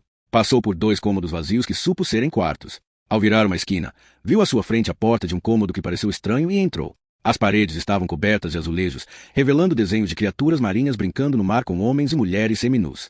O estilo daquela arte era novidade para Pug. As poucas tapeçarias e uma quantidade ainda menor de quadros que se encontravam nas paredes dos salões do duque eram muito semelhantes à realidade, apresentando cores pálidas e uma execução detalhada nos acabamentos. Esses azulejos sugeriam pessoas e animais, mas não capturavam detalhes. No chão havia um enorme buraco, como um tanque, com degraus que levavam para dentro. Da parede oposta saía uma cabeça de peixe de bronze, suspensa sobre a piscina. A natureza do cômodo estava além do entendimento de Pug. Como se alguém tivesse lido seus pensamentos, uma voz vinda de trás dele disse: "É um tepidário." Pug virou-se, deparando com o homem atrás dele. Tinha altura mediana, testa alta e olhos negros encurvados. O cabelo era escuro, com mechas grisalhas nas têmporas, e a barba era negra como a noite. Vestia uma túnica castanha de tecido simples, com um cinto de corda trançada em volta da cintura. Na mão esquerda segurava um robusto cajado de carvalho. Pug assumiu uma posição defensiva, erguendo a comprida faca de caça à sua frente. Não, rapazinho, guarde a sua lâmina, não lhe farei mal algum. O sorriso do homem descontraiu o garoto. Pug baixou a faca e disse: do que chamou esta sala? De tepidário, respondeu o homem, aproximando-se. Aqui, a água quente era levada por canos até o tanque, e os banhistas espiam-se e deitavam-se naqueles apoios. Indicou uns degraus na parede ao fundo. Os serviçais lavavam e secavam a roupa dos convidados para o jantar enquanto eles se banhavam. Pug achou estranha a ideia de convidados tomando banho em grupo na casa de alguém, mas se manteve calado. O homem prosseguiu. Por aquela porta, indicou uma porta ao lado do tanque. Chegava-se a outro tanque com água muito quente, em uma sala chamada caldário. Mais à frente, havia ainda outro tanque, esse com água fria, a que chamavam frigidário. Havia uma quarta sala chamada untório, onde serviçais massageavam os banhistas com óleos perfumados e esfregavam-lhes a pele com bastões de madeira. Naquela época, não usavam sabão. Pug estava confuso com todas aquelas salas de banhos. Parece que passavam uma eternidade ficando limpos. Isto tudo é muito estranho. O homem apoiou-se no cajado. É o que lhe deve parecer, Pug. Todavia, creio que aqueles que construíram esta casa também haveriam de considerar insólito os salões do seu castelo. Pug assustou-se. Como sabe o meu nome? O homem voltou a sorrir. Ouvi o soldado alto chamá-lo quando você se aproximava da construção. Estive observando-os, escondido, até ter certeza de que não se tratavam de piratas à procura de antiguidades para saquear. São raros piratas tão jovens, então achei que seria seguro falar com você. Pug estudou o homem. Havia algo nele que sugeria significados ocultos em suas palavras. Por que iria querer falar comigo? O homem sentou-se à beira do tanque vazio. A bainha da túnica recuou, revelando sandálias de tiras cruzadas de aspecto durável. Estou quase sempre sozinho e a oportunidade de conversar com um estranho é um acontecimento raro. Por isso pensei em lhe perguntar se gostaria de conversar comigo, nem que fosse por breves instantes, antes de voltar ao navio. Pug também se sentou, mantendo uma distância confortável em relação ao desconhecido. Você vive aqui? O homem olhou ao redor da sala. Não, embora tenha vivido há muito tempo. Pug percebeu um tom contemplativo na sua voz, como se o reconhecimento evocasse memórias há muito enterradas. Quem é você? O homem voltou a sorrir e o nervosismo de Pug desapareceu por completo. Os modos do estranho tranquilizavam e Pug podia ver que ele não tinha más intenções. Na maioria das vezes, sou chamado de viajante, pois conheci muitas terras. Aqui, por vezes chamo-me de eremita, pois é esta minha forma de vida. Pode me chamar do que quiser. Não faz diferença. Pug olhou com atenção. Não tenho um nome propriamente dito. Muitos, tantos que já esqueci alguns. Quando nasci, deram-me um nome, tal como a você, mas o costume da minha tribo é que esse nome seja conhecido somente pelo pai e pelo sacerdote mago. Pug ponderou aquelas palavras. É tudo muito estranho, assim como esta casa. Qual é o seu povo? O homem que era chamado de viajante riu, soltando uma gargalhada afável. Você possui uma mente curiosa, Pug, repleta de questões. Isso é bom. Fez uma breve pausa e prosseguiu. De onde você e seus companheiros vêm? O navio na enseada traz hasteado o estandarte Natalês de Bordon, mas seu sotaque e seus trajes pertencem ao reino. Somos de Cride, disse Pug, que fez um breve relato da viagem. O homem fez algumas perguntas simples. Sem se dar conta, Pug viu que fizeram um relato completo dos acontecimentos que os tinham levado à ilha e dos planos para o que se seguiria. Quando Pug terminou, o viajante disse: sem dúvida, uma história espantosa. Creio que presenciarão muitas outras surpresas antes do término desse inusitado encontro de mundos. Pug interrogou com o olhar. Não entendo. O viajante sacudiu a cabeça. Não esperava que entendesse. Pug, digamos apenas que estão presenciando acontecimentos que só poderão ser entendidos depois de analisados os fatos, a uma distância temporal que dê uma nova perspectiva àqueles que deles participaram. Pug coçou o joelho. Parece Kugan tentando explicar o funcionamento da magia. O viajante concordou. Uma comparação apropriada. Embora, por vezes, a única forma de se entender a magia seja fazendo uso dela. Pug animou-se. Você também é um mago? O viajante afagou a longa barba preta. Já houve quem me chamasse assim, mas duvido que eu e Kugan partilhemos a mesma interpretação quanto a tais assuntos. A expressão de Pug indicava que aquela explicação não o contentara, ainda que não tivesse falado nada. O viajante inclinou-se para a frente. Consigo realizar 1 ou 2 feitiços, se isso responde a sua pergunta, jovem Pug. Pug ouviu chamarem o seu nome no pátio. Venha, disse o viajante. Os seus amigos o chamam. É melhor irmos tranquilizá-los. Saíram da sala de banho e atravessaram o jardim interior. Uma enorme antecâmara separava o jardim da parte da frente da casa que os dois atravessaram, saindo para o exterior. Quando viram Pug acompanhado pelo viajante, todos olharam em volta, as armas a postos. Kugan e o príncipe atravessaram o pátio até chegarem junto deles. O viajante ergueu as mãos, fazendo sinal universal de que estava desarmado. O príncipe falou primeiro. Quem o acompanha? Pug? Pulga apresentou o viajante. Não tem más intenções. Escondeu-se até perceber que não éramos piratas. Entregou a faca a Meeshon. Mesmo que tivesse considerado a explicação insatisfatória, Aruta não o demonstrou. Que assuntos o trazem aqui? O viajante afastou as mãos, com o cajado na dobra do braço esquerdo. Moro aqui, príncipe de Cride. Creio que esta pergunta caberia a mim.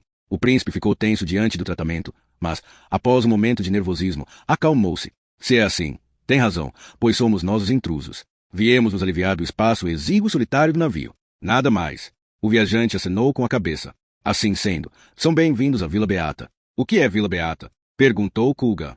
O viajante fez um gesto abrangente com a mão direita. Esta casa é a Vila Beata.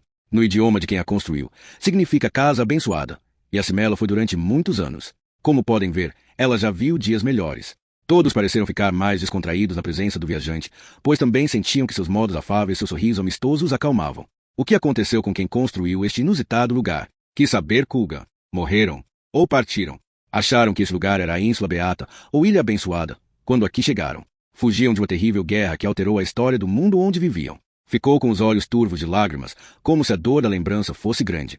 Um ilustre rei morreu. Ou se julga que morreu, pois há quem diga que ele ainda poderá regressar. Foram tempos terríveis e infelizes. Aqui procuravam uma vida em paz. O que lhes aconteceu? Perguntou Pug. O viajante encolheu os ombros. Piratas ou goblins? Enfermidade ou loucura? Quem poderá saber? Encontrei a casa tal como vocês a veem agora, e aqueles que aqui habitavam já tinham partido. Fala de coisas estranhas. Amigo viajante, disse Aruta. Pouco sei desses assuntos, mas me parece que esse lugar está abandonado há muito tempo. Como é possível que tenha conhecido que Maqui habitava? O viajante sorriu. Não foi assim há tanto tempo como possa pensar, príncipe de Cride. E sou mais velho do que pareço. Tem a ver com uma boa alimentação e banhos assíduos. Meeshon estivera estudando o desconhecido o tempo todo, pois, dos que tinham desembarcado, era e possuía a natureza mais desconfiada. E quanto àquele a quem chamam de o negro, ele não o incomoda? O viajante olhou por cima do ombro para o alto do castelo. Macros, o negro? Eu e o mago não temos motivos para brigar. Ele me permite livre acesso à ilha, desde que eu não interfira em seu trabalho. Uma breve desconfiança passou pela cabeça de Pug, que nada disse. O viajante prosseguiu. Certamente concordarão que um feiticeiro tão poderoso e terrível pouco terá a temer de um simples eremita. Inclinou-se e acrescentou, em tom de conspiração. Além disso, creio que sua fama seja exagerada e engrandecida demais para manter os intrusos afastados. Duvido que consiga realizar os feitos que a ele atribuem. Sendo assim, talvez devêssemos visitar esse feiticeiro, disse Aruta. O eremita olhou para o príncipe. Creio que não seriam bem recebidos no castelo. Muitas vezes o feiticeiro está absorto no seu trabalho e não tolera interrupções. Pode não ser o autor mítico de todos os males do mundo, como alguns imaginam, mas ainda assim consegue causar mais problemas do que valeria a visita. De modo geral, não é uma boa companhia. Em suas palavras, sobressaía um vestígio irônico de humor. Aruta olhou ao redor e disse, creio que já vimos tudo que possa interessar por aqui. Talvez devêssemos voltar ao navio. Não ouvindo ninguém em desacordo, o príncipe prosseguiu. E quanto a você, amigo viajante? O desconhecido abriu as mãos num gesto abrangente. Prossigo a minha rotina de solidão, Vossa Alteza. Apreciei esta breve visita e as notícias que o garoto me contou acerca das ocorrências do mundo exterior, mas duvido que voltariam a me encontrar amanhã caso viesse me procurar. Era óbvio que ele não forneceria mais informações, e Aruta começou a ficar irritado com as respostas obscuras do homem. Sendo assim, nós nos despedimos, viajante. Que os deuses o protejam. E a vocês também, príncipe de Cride. Quando se viraram para partir, Pug sentiu algo prender o tornozelo e esbarrou em Kulga. Ambos tombaram emaranhados e o viajante ajudou o garoto a levantar-se. Meeshon e Garda auxiliaram o corpulento mago a pôr-se de pé. Kulga apoiou o pé no chão e desequilibrou-se. Aruta e Meeshon seguraram-no. Parece que torceu o tornozelo. Amigo mago, disse o viajante. Tome. Ofereceu-lhe o cajado. O meu cajado é feito de carvalho resistente e suportará o seu peso na volta ao navio. Kulga aceitou o cajado e apoiou-se. Deu um passo experimental e descobriu que conseguia superar o caminho com o auxílio do cajado. Sou-lhe grato, mas e você? O desconhecido encolheu os ombros. Não passa de um simples cajado, facilmente substituível. Amigo mago, talvez um dia tenha a oportunidade de recuperá-lo. Irei guardá-lo até esse dia chegar. O viajante virou-se, dizendo, ainda bem, até esse dia. Então, novamente me despeço de vocês. Ficaram observando enquanto ele entrava na construção, e depois se viraram uns para os outros, a surpresa estampada em seus rostos. Aruta foi primeiro a falar, um homem estranho, este viajante. Kulgan assentiu. Mais estranho do que parece, príncipe. Quando partiu, senti que foi quebrado um feitiço qualquer, como se ele fosse acompanhado por algum encantamento, do tipo que leva a credulidade a todos ao seu redor. Pug dirigiu-se a Kulgan. Queria lhe perguntar tanta coisa, mas eu não conseguia me expressar. Sim, também senti isso, disse Meeshon. Acaba de me ocorrer, disse Garda. Acho que estivemos falando com o próprio feiticeiro. Também pensei nisso, concordou Pug. Kugan apoiou-se no cajado e disse, é provável. Se assim foi, ele tinha os seus motivos para ocultar a sua identidade. Falaram sobre o assunto enquanto subiam devagar o caminho que saía da casa de campo. Quando chegaram à enseada onde o Scalé se encontrava, Pug sentiu algo no peito. Colocou a mão dentro da túnica e encontrou um pedaço de pergaminho dobrado. Apanhou, surpreso com o achado. Não havia posto nada ali, até onde conseguia lembrar. O viajante devia tê-lo colocado sorrateiramente quando ajudara Pug a se levantar. Kugan olhou para trás quando estava se aproximando do Scalé, reparando na expressão de Pug. Perguntou, o que tem aí? Pug entregou-lhe o pergaminho, enquanto os outros se reuniam em volta do mago. Kugan desdobrou, leu e o seu rosto mostrou uma expressão surpresa. Voltou a ler, em voz alta, acolho de bom grado aqueles que chegam sem malícia nos corações. Em dias vindouros, saberão que o nosso encontro não foi fortuito. Até voltarmos a nos encontrar, guardem o cajado do eremita em sinal de amizade e boa vontade. Não me procurem até o momento marcado, pois este também está predestinado. Macros. Kugan devolveu a mensagem a Pug. Quer dizer que o eremita era mesmo Macros. Meeshan cofiou a barba. Isso é algo além da minha compreensão. Kugan dirigiu o olhar para o castelo, onde ainda se viam luzes brilhando naquela única janela. E eu digo mesmo, meu velho amigo. Mas, seja qual for o significado disso, creio que o feiticeiro deseja o nosso bem, o que é muito positivo. Retornaram ao navio e recolheram-se às respectivas cabines. Após uma noite de descanso, encontraram a embarcação preparada para partir na maré do meio-dia. Ao içarem as velas, foram agraciados com leves brisas, incomuns para a época, que os levaram rumo a Krondor.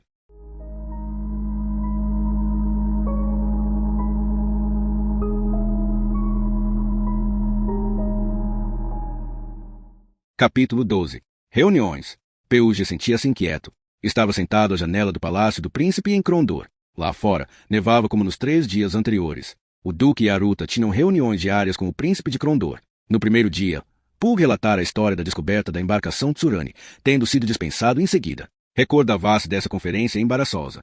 Ficará admirado ao ver que o príncipe era jovem, na casa dos 30 anos, ainda que não fosse um homem forte e saudável. Durante a conferência, Pug sobressaltara-se sempre que os comentários do príncipe eram interrompidos por um ataque violento de tosse. Seu rosto pálido, ensopado de suor, declarava que se encontrava em estado mais grave do que seus modos deixavam transparecer. Ele rejeitara a sugestão de Pug quando este disse que poderia voltar quando fosse mais conveniente. Erland Krondor era uma pessoa pensativa, que escutara pacientemente o relato de Pug, aliviando o desconforto do garoto por estar diante do herdeiro do trono do reino. Seus olhos observavam Pug com ânimo e compreensão, como se fosse habitual ter diante de si garotos acanhados. Depois de ouvir o relato, ainda falará um pouco com ele sobre amenidades, desde os seus estudos até a fortuita ascensão à nobreza, como se tais assuntos fossem vitais para o reino.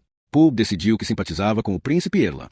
O segundo homem mais poderoso do reino e o homem mais poderoso do oeste era afável e cordial e importava-se com conforto do seu hóspede mais insignificante. Pug olhou ao redor, ainda estranhando a suntuosidade do palácio. Até aquele pequeno quarto era ricamente decorado, pois no lugar de um catre havia uma cama com dossel. Era a primeira vez que Pug dormia em uma cama e não foi fácil arranjar uma posição confortável no colchão de penas, alto e macio. No canto do quarto, havia um armário com mais roupas que Pug achava que seria possível vestir em vida, todas de tecidos caros e cotes elegantes, ao que parecia, todas do seu tamanho. Kugan dissera que tinham sido um presente do príncipe. A serenidade do quarto lembrava a Pug com pouco vira Kugan e os outros. Garda e os soldados tinham partido de manhã com um maço de comunicados oficiais destinados ao príncipe Leon da parte de seu pai e Meeshan estava com a guarda do palácio. Na maior parte das vezes, Kugan estava envolvido em reuniões, restando muito tempo livre para Pug. Desejava ter ali os seus livros, pois desta forma pelo menos passaria o tempo fazendo algo útil. Desde que chegará a Krondor, pouco fizera. Por mais de uma vez, Pug se viu pensando em como Thomas teria apreciado as novidades daquele lugar, aparentemente feito com mais vidro e magia do que com pedra, e as pessoas que ali habitavam. Pensou em seu amigo perdido, com a esperança de que Dougan tivesse conseguido encontrá-lo, mas sem acreditar que isso tivesse acontecido. O suplício da perda era agora uma dor atenuada, mas ainda recente. Mesmo passado um mês, pegava-se olhando para os lados, na esperança de ver Thomas por perto. Não querendo continuar sentado sem fazer nada, Pug abriu a porta e olhou o corredor que percorria a extensão da ala leste do palácio do príncipe. Avançou depressa corredor afora, à procura de um rosto familiar que quebrasse a monotonia. Um guarda passou por ele, em sentido contrário, e bateu continência. Pug ainda não se acostumara à ideia de sempre lhe bater em continência, mas, como membro do séquito do duque, o pessoal do palácio conferia-lhe honras plenas devido à sua posição de escudeiro. Chegando a uma passagem mais curta, decidiu explorá-la. Tanto fazia virar para um lado como para outro, pensou. O príncipe dissera-lhe pessoalmente que tinha acesso livre ao palácio, mas Pug hesitara, pois receava abusar. Contudo, o aborrecimento impeliu à aventura, ou, pelo menos, a tanta quanto fosse possível naquelas circunstâncias. Encontrou uma pequena alcova com uma janela que proporcionava uma vista diferente dos terrenos do palácio. Pug sentou-se no banco diante da janela. Além das muralhas do palácio, Podia ver o porto de Crondor mais abaixo, parecendo uma aldeia de brinquedo coberta de branco. Via-se fumaça saindo de muitas casas, o único sinal de vida na cidade. As embarcações no porto pareciam miniaturas ancoradas, aguardando melhores condições para a navegação. Uma voz baixa vinda de trás despertou Pug dos seus devaneios. Você é o príncipe Aruta. Atrás dele encontrava-se uma menina de cerca de 6 ou 7 anos, grandes olhos verdes, cabelos escuros de tons ruivo-acastanhados presos com uma rede prateada. O vestido era simples, mas de aspecto elegante, feito de tecido vermelho e renda branca nas mangas. Tinha um rosto encantador, embora sua expressão concentrada fosse de uma seriedade cômica. Pug hesitou por um momento e em seguida disse: Não, sou Pug. Vim com o príncipe. A menina sequer tentou disfarçar sua desilusão. Encolhendo os ombros, avançou e sentou-se ao lado do garoto. Olhou-o com a mesma expressão séria e disse: Tinha tanta esperança de que você fosse o príncipe, pois queria vê-lo antes de partirem para Salador. Salador, disse Pug, sem muita convicção. Esperava que a viagem terminasse com a visita ao príncipe. Nos últimos tempos, vinha pensando muito em Carline. Sim, meu pai disse que vocês vão partir imediatamente para Salador e de lá seguirão de navio até Rilano para se encontrarem com o rei. Quem é o seu pai? O príncipe? Tonto. Você não sabe de nada? Acho que não. Pug olhou para a menina, vendo uma Carline em potencial. Você deve ser a princesa Anita. Claro, e sou uma princesa de verdade. Não sou filha de um duque, sou filha de um príncipe. O meu pai podia ter sido rei se quisesse, mas não quis. Se ele quisesse, um dia eu poderia ser a rainha. Mas não vou ser. Qual é a sua ocupação? A pergunta, tão repentina e sem rodeios, pegou Pug desprevenido. Ainda que a tagarelice da criança não fosse enfadonha, não a acompanhava com atenção, estando mais concentrado na vista. Ele hesitou, dizendo em seguida: Sou aprendiz do mago do duque. A princesa regalou os olhos e disse: O mago de verdade? Sim, de verdade. O rosto da princesa iluminou-se de alegria. Ele consegue transformar pessoas em sapos? Mamãe disse que os magos transformam as pessoas em sapos quando se comportam mal. Não sei. Perguntarei a ele quando vir. Se voltar a vê-lo, acrescentou em voz baixa. Ah, pode perguntar? Gostaria tanto de saber. Parecia absolutamente fascinada pela perspectiva de descobrir se a lenda era verdadeira. E poderia me dizer onde posso ver o príncipe Aruta, por favor? Não sei. Há 2 dias que não o vejo. Para que quer vê-lo? Mamãe diz que eu talvez venha casar com ele um dia. Queria ver se ele é um bom homem. A possibilidade de aquela criança vir a se casar com o filho mais novo do duque desconcertou Pug por um momento. O acordo entre nobres para casarem os filhos quando atingissem a maioridade não era uma prática incomum.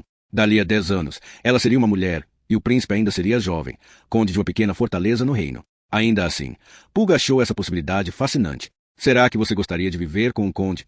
Perguntou Pug, percebendo de imediato que fora uma pergunta estúpida. A princesa confirmou essa opinião com um olhar que não ficava nada a dever ao do padre Tully. Toto! Exclamou. Como posso saber, se nem sequer sei com quem mamãe e papai vão querer que eu case? A criança levantou-se de um salto. Bom, tenho de voltar. Não devia estar aqui. Se descobrirem que saí dos meus aposentos, vão me colocar de castigo. Desejo-lhe uma boa viagem a Salador e Rilano. Obrigado. Com uma súbita expressão de preocupação, ela perguntou. Você não vai dizer a ninguém que estive aqui, vai? Pug sorriu com ar de conspiração. Não. O seu segredo está a salvo. Aliviada, a princesa sorriu e olhou para ambos os lados do corredor. Quando ela se preparava para partir, Pug disse, é um homem bom. A princesa parou. Quem? O príncipe. É um homem bom. Pensativo e dado a mudanças de humor, mas de modo geral é boa pessoa. A princesa franziu a testa enquanto assimilava a informação. Até que, com um sorriso animado, disse, ainda bem. Não gostaria de me casar com um homem que não é bom. Dando uma risadinha, dobrou a esquina e desapareceu. Pug ficou ali sentado mais um pouco, contemplando a neve que caía, pensando sobre crianças que se preocupavam com assuntos de estado e sobre uma criança de grandes e sérios olhos verdes. Aquela noite, todo o séquito foi homenageado com uma festa dada pelo príncipe. Todos os nobres da corte e grande parte dos plebeus ricos de Crondor estavam presentes. Mais de 400 pessoas sentaram-se para jantarem na mesa de Pug. Só havia desconhecidos, que, por respeito à qualidade dos seus trajes, pelo simples fato de o garoto já se encontrar à mesa quando chegaram, ignoraram-no educadamente. O duque e o príncipe Aruta estavam sentados à cabeceira da mesa com o príncipe Erlan e a sua esposa, a princesa Alicia, assim como o duque do Lannick, chanceler do principado e marechal da corte. Devido à frágil saúde de Erlan, era do Lannick que se ocupava do exército de Crondor, e o homem com quem estava animadamente conversando, Lord Belry, era o Lorde Almirante da armada crondoriana de Erlan. Por perto, encontravam-se outros ministros reais, enquanto os outros convidados estavam espalhados por mesas menores. Pug estava sentado no ponto mais afastado da mesa principal. Era grande a movimentação de serviçais que entravam e saíam do salão, carregando grandes travessas de comida e jarros de vinho. Menestréis andavam pelo salão, entoando as baladas cantigas mais recentes. Malabaristas acrobatas atuavam por entre as mesas, praticamente ignorados pelos convidados, mas dando melhor de si, pois o mestre de cerimônias não voltaria a chamá-los caso achasse que não se esforçavam. As paredes estavam decoradas com estandartes gigantes e tapeçarias opulentas. Os estandartes pertenciam a cada uma das principais casas do reino, desde o dourado marrom de Criden no extremo oeste até o branco e verde da longínqua Ram, a leste. Atrás da mesa real pendia o estandarte do reino, um leão dourado de patas dianteiras erguida segurando uma espada e com uma coroa sobre a cabeça em uma bandeira roxa, o timbre antigo dos reis Condom. Ao lado dele estava pendurado o estandarte de Crondor, uma águia sobrevoando o pico de uma montanha, prateada sobre a púrpura real. Somente ao príncipe e ao rei Enrilanon era permitido o uso da cor régia. Borrique e Aruta trajavam mantos escarlate por cima das túnicas, o que significava que eram príncipes do reino, parentes da família real. Era a primeira vez que Pulgo os via trajados com sinais distintivos, se formais das suas posições. Por todo lado abundavam visões e sons de divertimento, mas, mesmo do outro lado do salão, Pulgo conseguia perceber que a conversa à mesa do príncipe era mantida em voz baixa. Borrique e Erlan passaram grande parte do jantar com as cabeças juntas, em uma conversa particular. Pulgo assustou-se ao sentir um toque no ombro. Virando-se, deu com o rosto de boneca olhando através dos enormes cortinados a pouco mais de meio metro. A princesa Anita levou um dedo aos lábios e fez o sinal para que fosse até ela. Pulgo reparou que os outros ocupantes da mesa estavam olhando para os notáveis e seminotáveis que se encontravam no salão e dificilmente reparariam que o garoto anônimo desaparecera. Levantou-se e atravessou o cortinado, entrando em um pequeno cômodo de serviçais. Diante dele encontrava-se outro cortinado que levava à cozinha, assim supos, através do qual espreitava a pequena fugitiva da cama. Pulgo deslocou-se até onde Anita aguardava, descobrindo que aquele era, de fato, um longo corredor que ligava a cozinha ao salão principal. Uma mesa comprida cheia de louça e taças estendia-se pelo corredor. — O que você está fazendo aqui? Perguntou Pulgo a Anita. — Psiu. Ela disse, em um sussurro audível. — Eu não devia estar aqui. Pulgo sorriu para a criança. — Acho que não precisa se preocupar que nos ouçam. Tem muito barulho. Vim ver o príncipe. Quem é ele? Pulgo acenou-lhe para que entrasse em um pequeno nicho e afastou ligeiramente o cortinado. Apontando para a cabeceira da mesa principal, disse: É o segundo a contar do seu pai, de túnica preta e prateada e manto escarlate. A criança ficou na ponta dos pés e disse: Não consigo ver. Pulgo pegou a menina e ergueu-a por um momento. Ela sorriu para ele, dizendo: Estou em dívida com você. De modo algum, disse Pulgo com uma sobriedade zombeteira. Ambos riram. A princesa assustou-se quando ouviu uma voz perto do cortinado.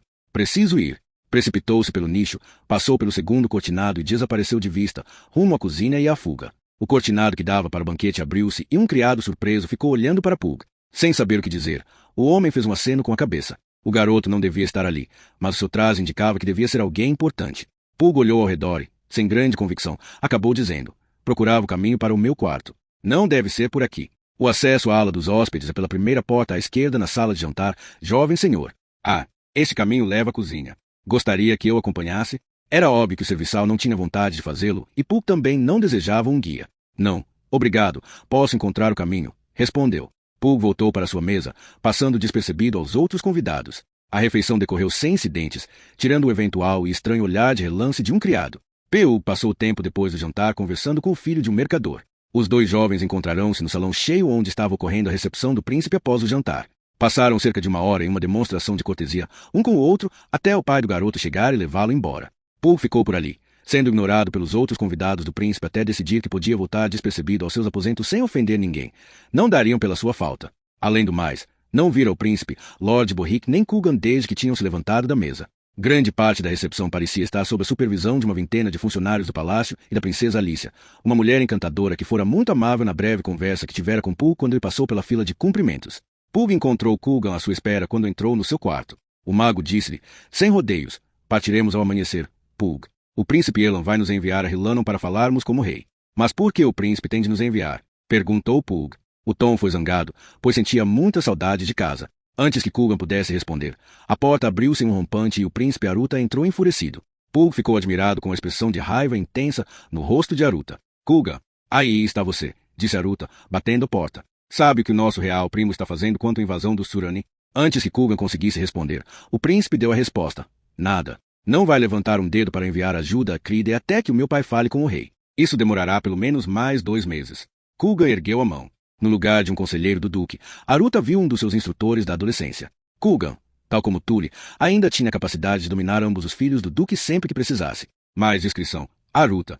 Aruta sacudiu a cabeça e puxou uma cadeira. Perdão, Cúlgan. Deveria ter controlado a minha fúria. Reparou no ar perplexo de Pulgo. Também peço que me desculpe, Pulgo.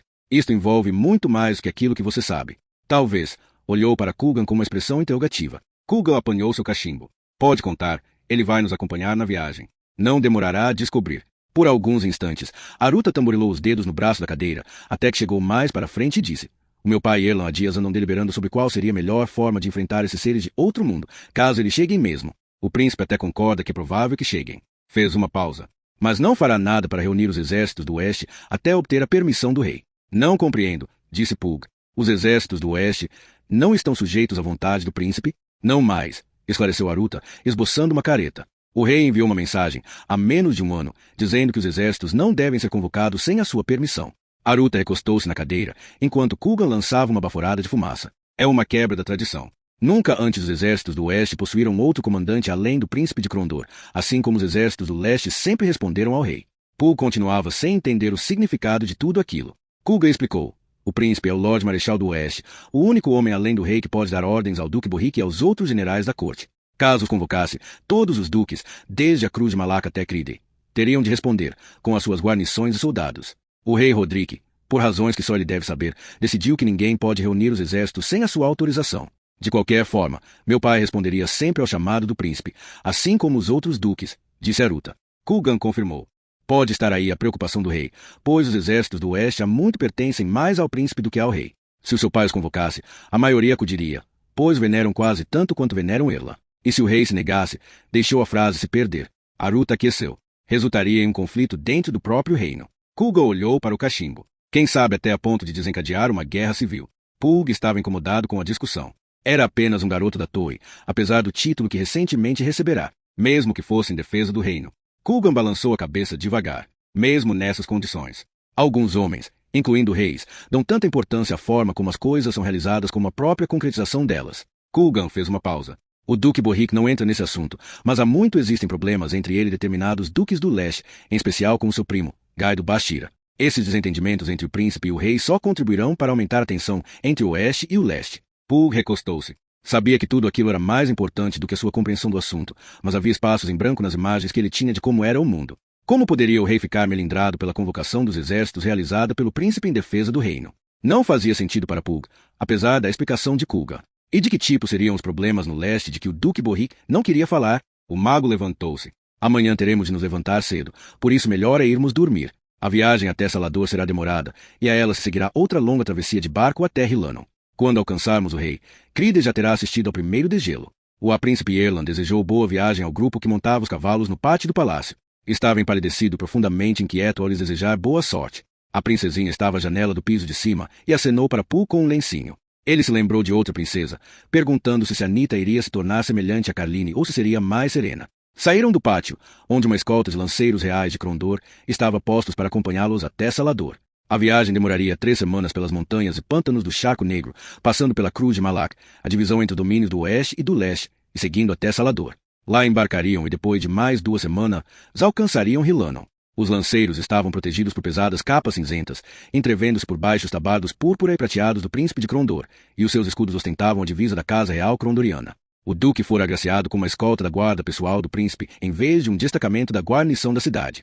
Ao saírem da cidade, a neve voltou a cair, e Pug cogitou se alguma vez voltaria a ver primavera em Cride. Seguiu calado enquanto o cavalo avançava penosamente pela estrada leste, tentando organizar as impressões das últimas semanas, até que desistiu e acabou por se resignar ao que quer que estivesse destinado. Viagem até Salador demorou 4 semanas e não 3, pois as montanhas a oeste do Charco Negro tinham sofrido com uma tempestade de intensidade fora do comum. Viram-se forçados a procurar abrigo em uma estalagem na periferia da aldeia que devia seu nome aos pantanos. A estalagem era pequena, e ao longo de vários dias foram forçados a ficar todos juntos, independentemente de classes. A comida era simples e a cerveja medíocre, e, quando a tempestade passou, todos ficaram satisfeitos por deixarem Charco Negro. Perderam outro dia quando passaram por acaso por uma aldeia que estava sendo atormentada por bandidos. Ao verem a cavalaria se aproximar, os salteadores puseram-se em fuga, mas o duque ordenara que a região fosse esquadrinhada para se assegurarem de que não regressariam assim que os soldados partissem. Os aldeões receberam o séquito do duque calorosamente, oferecendo-lhes a melhor comida que tinham e as melhores camas. Parcas ofertas, segundo os padrões do duque, que, ainda assim, recebeu a hospitalidade com gentileza, pois sabia que era tudo o que possuíam. Pug apreciou a comida simples e a companhia, já que foi o momento que mais lhe lembrou a sua casa desde que saíra de Cride. Quando estavam a meio-dia de Salador, encontraram uma patrulha de guardas da cidade. O capitão avançou. Parando o cavalo, gritou: "Que assuntos trazem a guarda do príncipe às terras de Salador?" Era pouco o afeto que existia entre as duas cidades e os crondorianos viajavam sem o estandarte heráldico. O tom que o homem usou não deixou dúvida de que considerava a presença daquele grupo uma violação de seu território. O duque Borrique afastou o manto, revelando o tabardo. Leve mensagem ao seu senhor de que Borrick, duque de Cride, está chegando à cidade e gostaria de valer-se da hospitalidade de Lord Querus. O capitão da guarda ficou surpreso. Minhas desculpas, vossa graça. Não fazia ideia. Não traz nenhum estandarte, balbuciou. Nós o perdemos em uma floresta já há algum tempo, disse Aruta secamente. O capitão parecia confuso. Senhor? Não importa, capitão, interveio Borrick. Envia mensagem ao seu senhor. O capitão bateu continência. Imediatamente, vossa graça. Virou o cavalo e fez sinal para que um cavaleiro avançasse. Deu-lhe instruções e os soldados poreou o cavalo rumo à cidade, galopando até se perder de vista. O capitão voltou para perto do duque. Se vossa graça permitir, os meus homens estão ao vosso dispor. O duque olhou para os crondorianos fatigados pela viagem, e todos, sem exceção, pareciam apreciar o desconforto do capitão. Creio que bastam 30 soldados, capitão. A guarda da cidade de Salador é famosa por manter os salteadores afastados das redondezas. O capitão, sem perceber que estava sendo ridicularizado, pareceu inchar ao ouvir aquelas palavras. Obrigado, vossa graça. Pode prosseguir a sua ronda, disse o duque. O capitão voltou a bater continência e voltou para junto dos seus homens. Gritou ordem de retirada e a coluna da guarda passou pelo séquito do duque. Ao cruzarem por eles, o capitão ordenou continência e as lanças foram inclinadas na direção do duque. Borrick devolveu a continência, acenando com a mão de modo indolente, e, quando os guardas se foram, disse, chega de disparates, sigamos para Salador. Pai, precisamos de homens assim no oeste, comentou Aruta, rindo. Borrick virou-se, questionando, e para quê? Os cavalos avançaram e Aruta respondeu, para polir escudos e botas. O duque sorriu e os crondorianos gargalharam. Os soldados ocidentais tinham pouca estima pelos orientais. O leste fora pacificado muito antes de o oeste ter se aberto à expansão do reino. Havia poucos problemas no reino do leste, por isso pouco precisavam de habilidades guerreiras. Os guardas do príncipe de Crondor eram veteranos de guerra experientes que consideravam os soldados de Salador melhores em desfiles do que no desempenho do ofício. Pouco depois, viram sinais de que a cidade estava próxima. Terras cultivadas, aldeias, tabernas à beira da estrada e carroças carregadas de bens comercializáveis. Ao pôr do sol, avistaram as muralhas da distante Salador. Quando entraram na cidade, uma companhia completa da guarda pessoal do Duque Querus estava alinhada nas ruas até o palácio. Assim como em Crondor, lá não existia castelo, pois a necessidade de uma torre de menagem pequena e de fácil defesa desaparecera à medida que as terras em volta haviam sido urbanizadas. Ao atravessar a cidade, Pul percebeu como Cride era um pequeno povoado fronteiriço. Apesar do poder político do Duque Borrick, ele não deixava de ser o lorde de uma província da fronteira. Nas ruas, os cidadãos abriam a boca de espanto perante o Duque Ocidental da fronteira selvagem da costa extrema. Alguns davam vivas, pois parecia um desfile militar, mas a maior parte ficava em silêncio, desiludidos por verem que o Duque e o séquito que o acompanhava eram iguais aos outros homens, e não bárbaros cobertos de sangue. Quando chegaram ao pátio do palácio, serviçais correram para tomar conta dos cavalos. Um guarda do palácio indicou aos soldados de Crondor a localização dos quartéis, onde descansariam antes de retornarem à cidade do príncipe. Outro, com a insígnia de capitão na túnica, levou o séquito de Borrick à escadaria do edifício. Pulgo olhava pasmo, pois este palácio era ainda maior do que o do príncipe em Crondor. Passaram por várias salas exteriores, chegaram a um pátio interior. Ali, fontes e árvores decoravam um jardim, para além do qual se podia ver o palácio central. Pulgo percebeu que a construção por onde tinham passado era somente um dos edifícios ao redor da residência do duque. Perguntou-se o que poderia Lord Querus fazer com tantas construções e tanta gente. Atravessaram o pátio do jardim e subiram outra escadaria até chegarem a um comitê de recepção que se encontrava à porta do palácio central. Outrora, esse edifício talvez fosse uma cidadela que protegia a cidade circundante, mas Pulg não conseguia imaginar como ela poderia ter sido, pois diversas restaurações ao longo dos anos tinham transformado a fortaleza antiga em um objeto reluzente de vidro e mármore. O mordomo de Lord Querus, um homem idoso que parecia uma vara seca com um olhar perspicaz, conhecia de vista todos os nobres importantes, desde as fronteiras de Keis, ao sul, até Tefsesog, ao norte. Sua memória para rostos e fatos tinha poupado muitos embaraços ao Duque Querus. Quando Borrick chegou ao topo da grande escadaria que subia do pátio, o mordomo já fornecera a Querus alguns fatos pessoais e uma rápida avaliação da quantidade adequada de lisonja que teria de empregar. O Duque Querus apertou a mão de Borrick. Lord Borrick, honra-me com esta visita inesperada. Se tivesse me avisado de antemão, eu teria preparado uma recepção mais adequada. Entraram na antecâmara do palácio, os duques à frente. Lamento incomodá-lo, Lord Querus, mas infelizmente a nossa missão depende da rapidez, e as cortesias formais terão de ser postas de lado, disse Borrick. Levo mensagens para o rei e tenho de me lançar ao mar, rumo a Hilano o quanto antes. Claro, Lord Borrick, mas certamente poderá ficar aqui por uma curta estadia, digamos, 1 ou 2 semanas. Lamento, mas não será possível. Se pudesse, eu me lançaria ao mar ainda esta noite. São notícias lamentáveis, de fato. Tinha a esperança de que pudesse ser nosso hóspede por algum tempo. O grupo chegou ao salão de audiências do duque e ali o mordomo deu ordens a uma companhia de serviçais do palácio, que partiram com a tarefa de prepararem os quartos para os hóspedes. Ao entrar no amplo salão, De teto abobadado, lustres gigantescos, enormes janelas arqueadas em vidro. Pug sentiu-se pequeno. O salão era o maior que já vira, ainda maior que o do príncipe de Crondor. Uma enorme mesa estava posta com frutas e vinho, e os viajantes atacaram-na com vigor. Pug sentou-se de qualquer jeito, uma vez que todo seu corpo era um aglomerado de dores. Estava tornando-se um excelente cavaleiro devido às longas horas na cela, mas esse fato não aliviava os músculos cansados. Lord Querus insistiu para que o duque lhe contasse a causa da viagem apressada. Entre bocados de fruta e vinho, Borrico colocou a par dos acontecimentos dos últimos 3 meses. Quando terminou, Querus parecia preocupado. São notícias da maior importância, Lord Borric. O reino está abalado. Certamente o príncipe lhe contou acerca de alguns dos problemas que ocorreram desde a última vez que visitou o leste. Sim, contou, embora de forma relutante e muito superficial. Lembre-se de que se passaram 13 anos desde que viajei até a capital, quando fui renovar a minha vassalagem por ocasião da coroação de Roderick. Naquela época, parecia um jovem bastante promissor, capaz de aprender a governar. Porém, tendo em conta o que houve em Crondor, parece que houve mudanças. Querus olhou ao redor e acenou para que os serviçais saíssem. Olhando diretamente para os companheiros de Borric, ergueu uma sobrancelha à guisa de interrogação. São da minha inteira confiança e não revelarão nenhuma confidência, esclareceu Lord Borric. Querus anuiu. Em voz alta, disse, caso lhes agrade esticar as pernas antes de se retirarem, talvez queiram ver o meu jardim. Borric franziu o senho e estava prestes a falar quando Aruta colocou a mão no braço do pai, assentindo com um aceno de cabeça. Parece interessante, respondeu Borric. Apesar do frio, um passeio faria bem. O duque gesticulou para que Culgan, Meeshon e Gardon ali ficassem, mas Lord Querus fez sinal a Pul para que os acompanhasse. Borric pareceu surpreso, mas concordou acenando com a cabeça. Saíram por portas pequenas que levavam ao jardim. Quando já estavam fora, Querus segredou. Dará um ar menos suspeito se o jovem nos acompanhar. Já não posso confiar nem em meus próprios criados.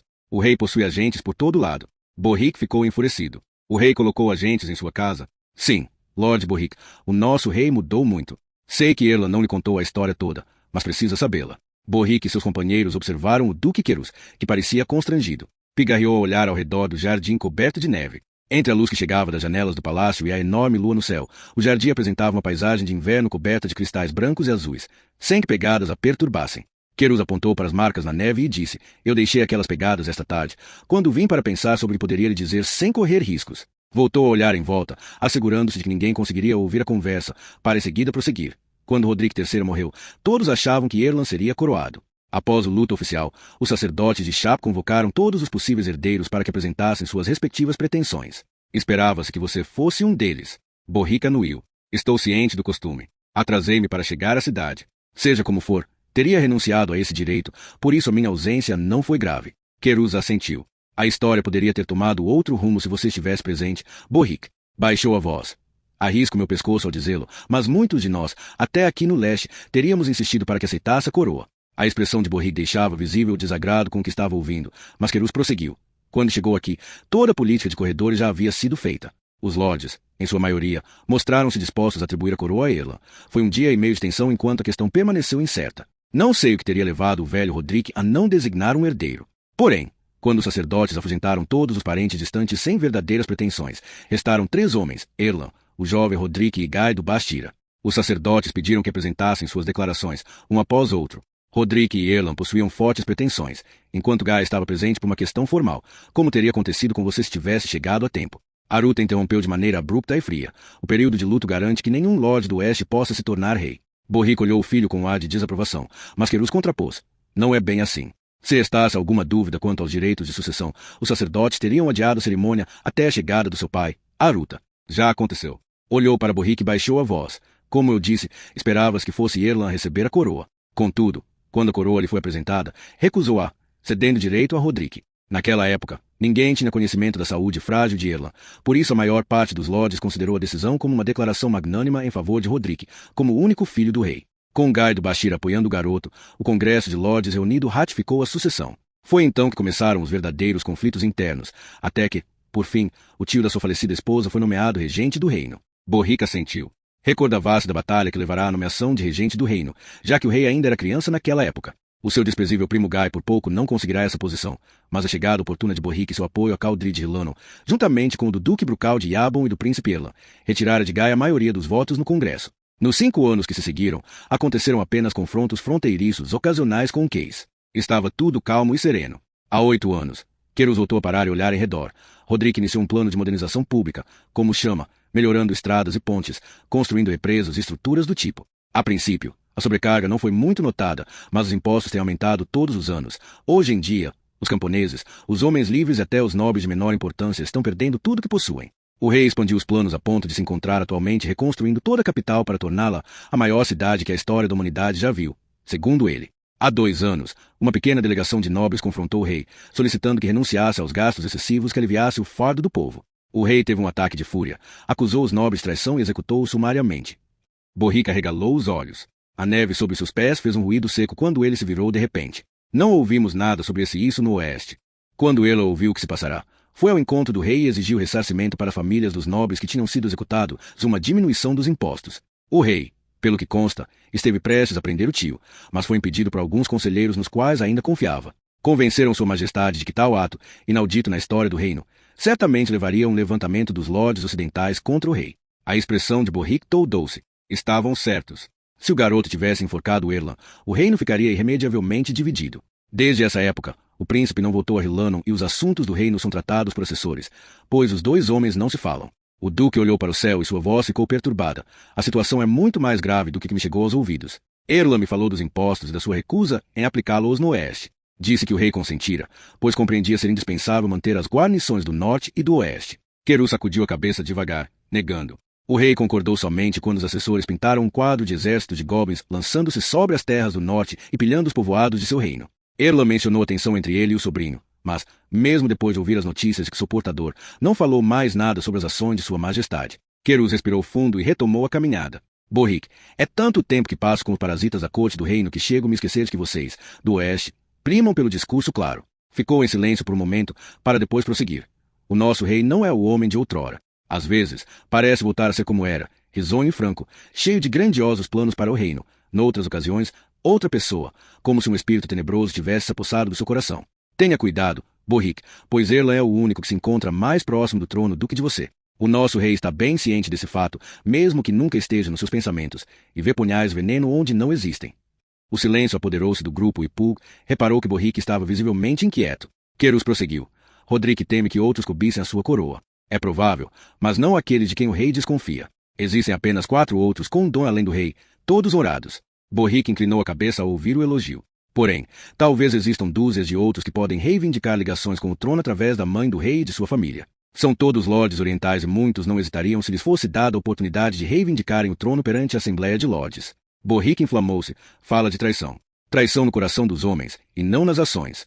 Por enquanto, a situação atingiu esse estado sem que chegasse ao nosso conhecimento no oeste. Querus confirmou com um aceno de cabeça ao chegarem à extremidade do jardim. Erlan é um homem honrado e, como tal, não abordaria rumores infundados com seus súditos, nem mesmo com você. Como disse, passaram-se 13 anos desde sua última visita a Rillanon. Todos os decretos e correspondências do rei continuam passando pela corte do príncipe. Como você poderia saber? Temo que seja só uma questão de tempo antes que algum dos conselheiros do rei se posicione acima das cabeças caídas daqueles que entre nós mantêm a crença de que a nobreza vela pelo bem-estar de uma nação. Assim sendo, arrisca-se muito ao falar com tanta franqueza, disse Borrique. O duque Querus encolheu os ombros, indicando que deveriam voltar ao palácio. Nem sempre fui homem de dizer o que me vem à cabeça, Lord Borrique, mas vivemos tempos difíceis. Se outros tivessem passado por aqui, haveria apenas conversas cordiais. Você é o único, pois, estando príncipe de relações cortadas com o sobrinho, só você em todo o reino possui o poder e a posição capaz de exercer influência sobre o rei. Não invejo a sua importante posição, meu amigo. Quando Roderick III estava vivo, eu era um dos nobres mais poderosos do leste, mas, se eu fosse pirata sem terra, teria a mesma influência que tenho atualmente na corte de Roderick IV. Querus fez uma pausa. Seu primo de coração sombrio, Guy, está agora mais próximo do rei, e eu e o duque de Bashira não morremos de amores um pelo outro. As razões para essa antipatia não são tão pessoais quanto as suas. Mas, à medida que o seu prestígio sobe, o meu cai ainda mais. Querus bateu as mãos, pois o frio começava a aumentar. Contudo, também há boas notícias. Guy está passando o inverno em sua propriedade próxima de Ponta da Flecha, por isso o rei encontra-se livre de suas maquinações. Querus agarrou Borrique pelo braço. Faça uso de toda a influência que conseguir reunir, Lord Borrique, pois diante dessa invasão de que nos avisou, temos de nos manter unidos. Uma guerra prolongada iria esgotar as poucas reservas que possuímos. Caso o reino seja posto à prova, duvido que consiga resistir. Borrique não respondeu, pois até os seus piores medos desde que deixará o príncipe tinham sido suplantados pelos comentários de Querus. O duque de Salador disse, resta-me dizer-lhe uma coisa, Borrique. Como há 30 anos Erlan recusou a coroa, e com os rumores sobre sua saúde cada vez mais debilitada, muitos dos membros da Assembleia de Lordes irão contar com a sua orientação. Seja para onde for, muitos o seguirão, até alguns de nós, aqui do leste. Está se referindo a uma guerra civil? Perguntou Borrique com frieza. Querus fez um aceno com a mão, ao mesmo tempo que seu rosto expressava angústia. Os seus olhos pareciam úmidos, como se estivesse à beira das lágrimas. Sou fiel à coroa, Borrique, mas, caso cheguemos a esse ponto, o reino deve prevalecer. Não há homem mais importante do que o reino. O rei é o reino, disse Borrique, de dentes cerrados. Não seria o homem que se dissesse o contrário, contrapôs Querus. Espero que tenha a capacidade de orientar as energias do rei para os problemas no oeste, pois se o reino estiver em perigo, outros não se prenderão a crenças tão nobres. O tom de Borrique suavizou-se ligeiramente enquanto subiam a escadaria do jardim. Sei que tem boas intenções, Lord Querus, e que no seu coração existe somente estima pelo reino. Tenha fé e ore, pois farei tudo ao meu alcance para garantir a continuidade do reino. Querus parou em frente à porta que levava ao interior do palácio. Temo que em breve nós todos nos encontremos em maus lençóis, meu caro Lord Borrique. Espero sinceramente que esta invasão de que fala não venha a ser a onda que irá afogar todos nós. Seja da forma que for, se eu puder ajudá-lo, assim farei. Virou-se para a porta que um criado abriu. Em voz alta, disse, desejo-lhes boa noite, pois vejo que estão todos cansados. A tensão no salão era grande quando Borrique, Aruta e Pul voltaram. O estado de espírito do duque era de reflexão sombria. Acorreram os serviçais que indicaram aos hóspedes os respectivos aposentos e Pul seguia um garoto que devia ter a sua idade, trajando a libré do duque. Pul olhou por cima do ombro quando saíam do salão, conseguindo ver o duque e o filho juntos, falando em voz baixa com Kulga. Pul foi levado a um pequeno quarto elegante, ignorando a suntuosidade da roupa, deixou-os cair em cima da cama ainda vestido. Precisa de ajuda para se despir. Escudeiro? Perguntou o garoto serviçal. Pul sentou-se, olhando para ele com uma expressão tão sincera de espanto que o criado deu um passo atrás. Precisa de mais alguma coisa, escudeiro? Perguntou, visivelmente constrangido. Pul limitou-se a rir. O serviçal ficou parado e indeciso por um instante, até que fez uma mesura e saiu apressadamente do quarto. Pul despiu-se, pensando nos nobres orientais e nos serviçais que tinham de ajudá-los a se despirem. Estava cansado demais para dobrar a roupa, que formou uma pilha ao cair no chão. Depois de apagar a vela da mesinha de cabeceira, Pul ficou deitado algum tempo às escuras, incomodado pela discussão daquela noite. Não estava par das intrigas da corte, mas sabia que Querus devia estar verdadeiramente preocupado para falar como fez na frente de estranhos, apesar da reputação de Borrique como homem muito honrado. Pul pensou em tudo o que acontecerá nos últimos meses e percebeu que os seus sonhos, nos quais via o rei responder ao chamamento de Cride com estandartes ao vento, eram mais uma fantasia de garoto estilhaçada na dura rocha da realidade.